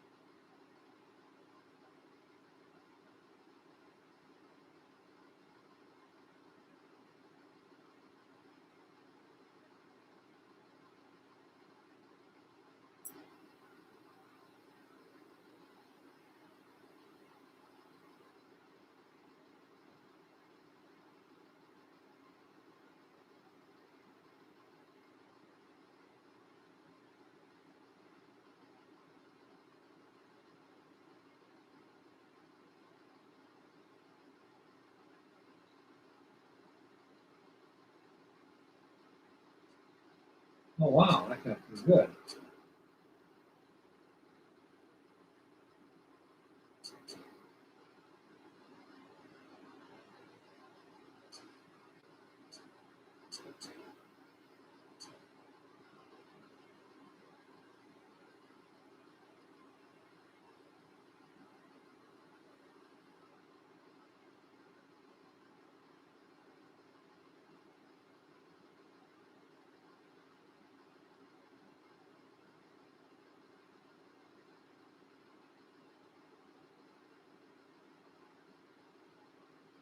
Set it dry for a while.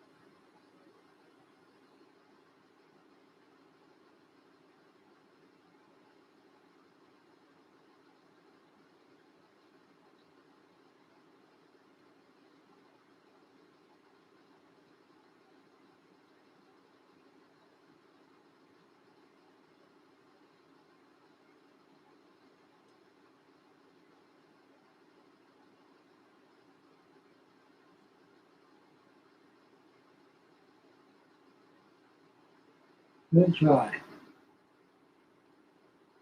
Forming gets done.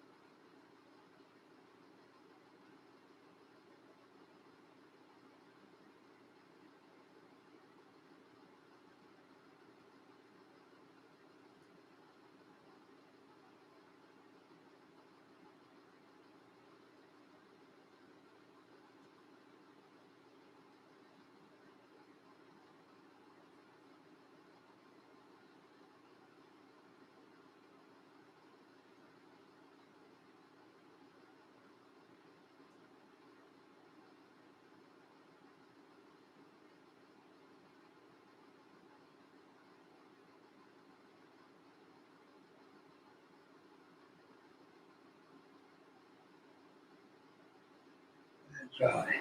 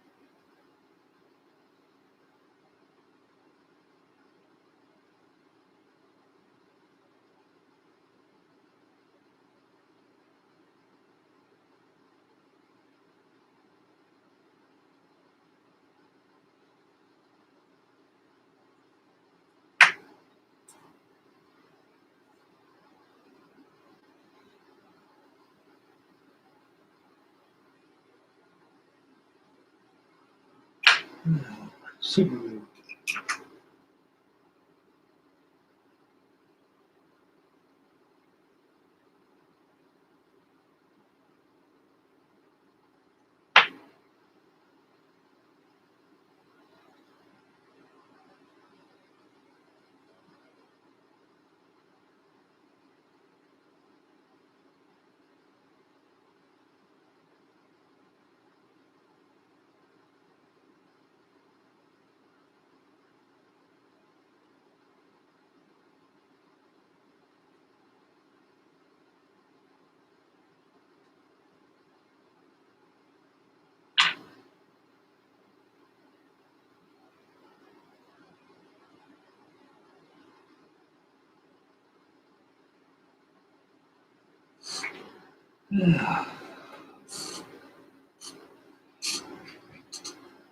Wow.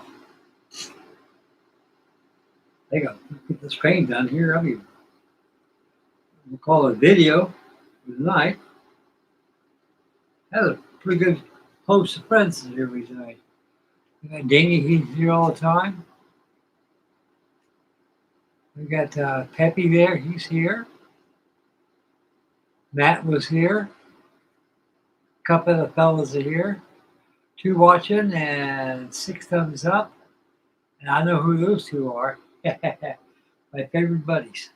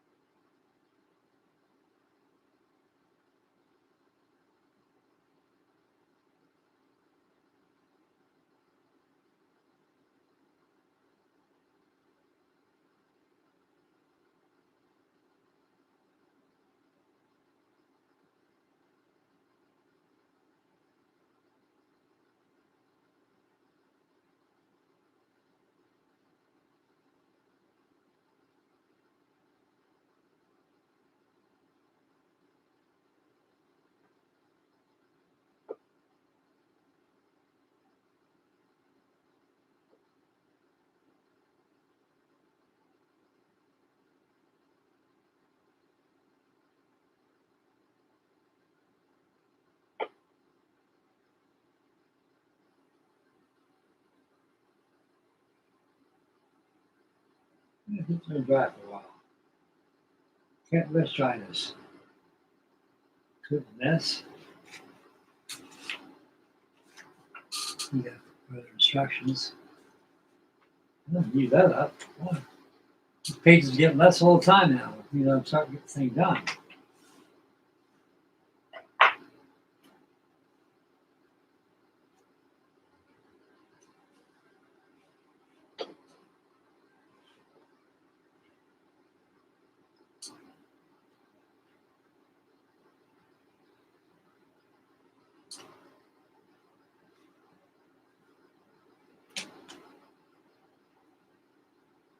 Yeah, I'm looking forward to Thanksgiving.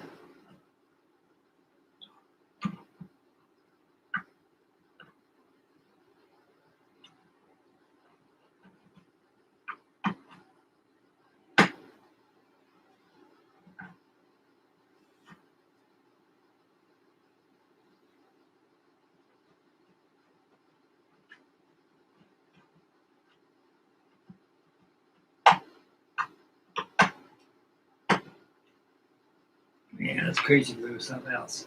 Boy, now I'm back in action now. So I get some stuff done.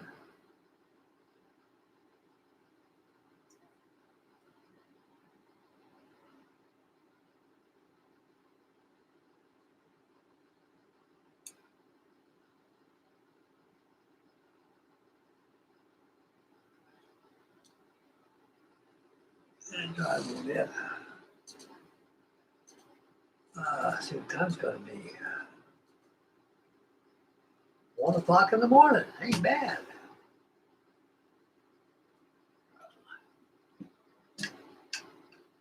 What am I doing here? That's what the camera's seeing. Okay. Better get my shop all cleaned up right here.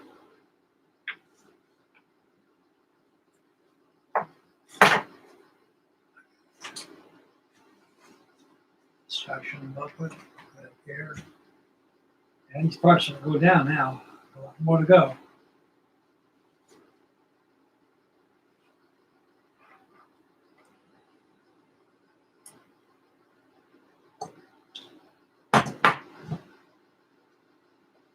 Wonderful.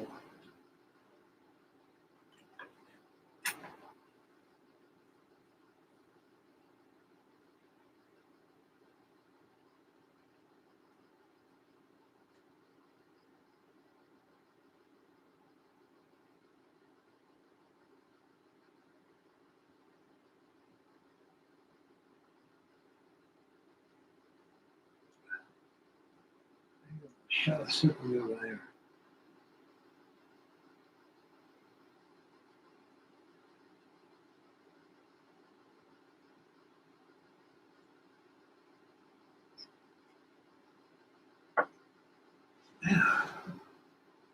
Well, outside to use the men's room. We'll be back a couple of seconds, fellas. See what's on the chat board. God dang it, he's still hanging in there.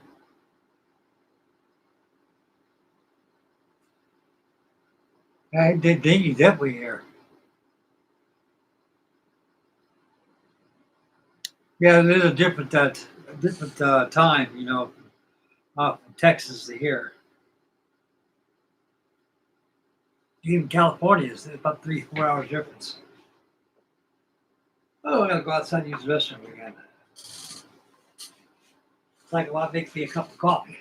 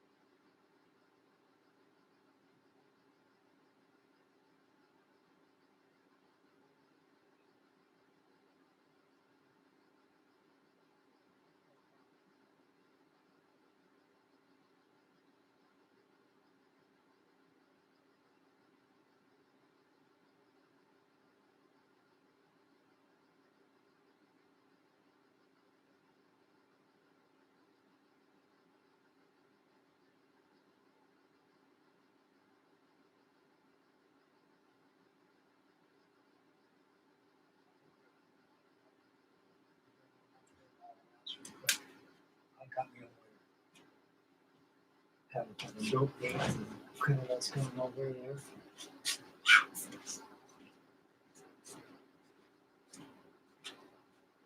Woohoo.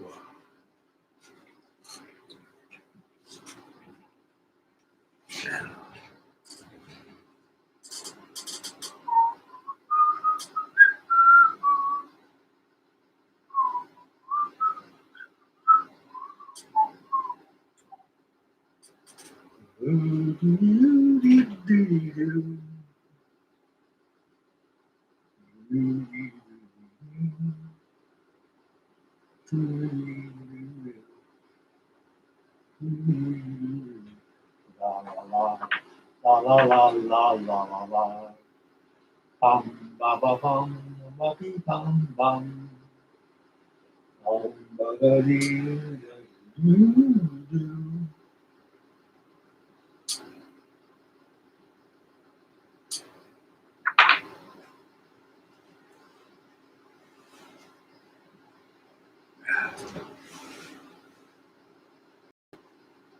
Little cranes on there out of paper.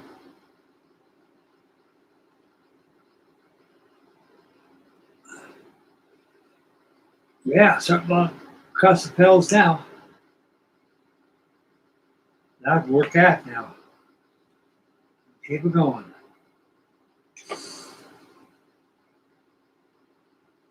That's all done. I'll rig it up.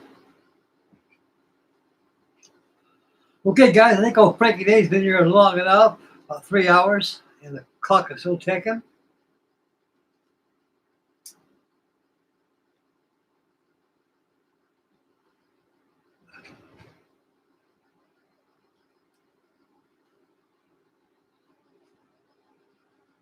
And I'd like to thank everybody who tuned in tonight for this night, Tuesday. This is Thanksgiving weekend coming up, and I hope everybody has a wonderful time with their families. A lot of good food to eat, and a lot of good cheer, a lot of model building, and more live action. We'll have live action Thursday, Thanksgiving night. Definitely have that. I'll have a special Thanksgiving treat for everybody. And yeah, I really have a good time. So far, we got some pretty good headway on the Crostafels.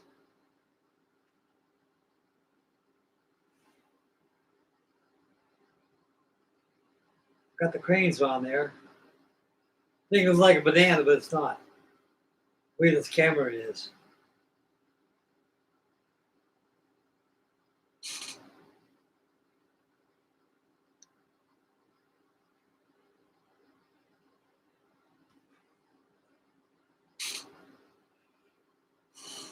Yep. Well, we'll have a good show tomorrow night.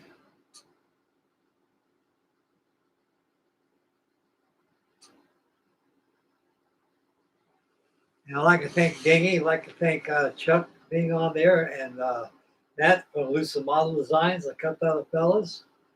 I'm very deeply honored each one of you, and may God bless and make Mama happy. Take care of little ones. Stay focused when you drive. Aware of the surroundings. Say your prayers. Spend wisely, and work on your models. And we'll have Wednesday night live action tomorrow. We'll have something else I can drag out of the closet. May not be the Crostafels, probably be something else. Since I got all this wonderful crazy glue, got that from Mr. Dingy. I'm a very happy man. We can get something done. Okay, this is Frankie Day from Frankie Day Model signing off. Thank you very much for your wonderful candor, views, and comments.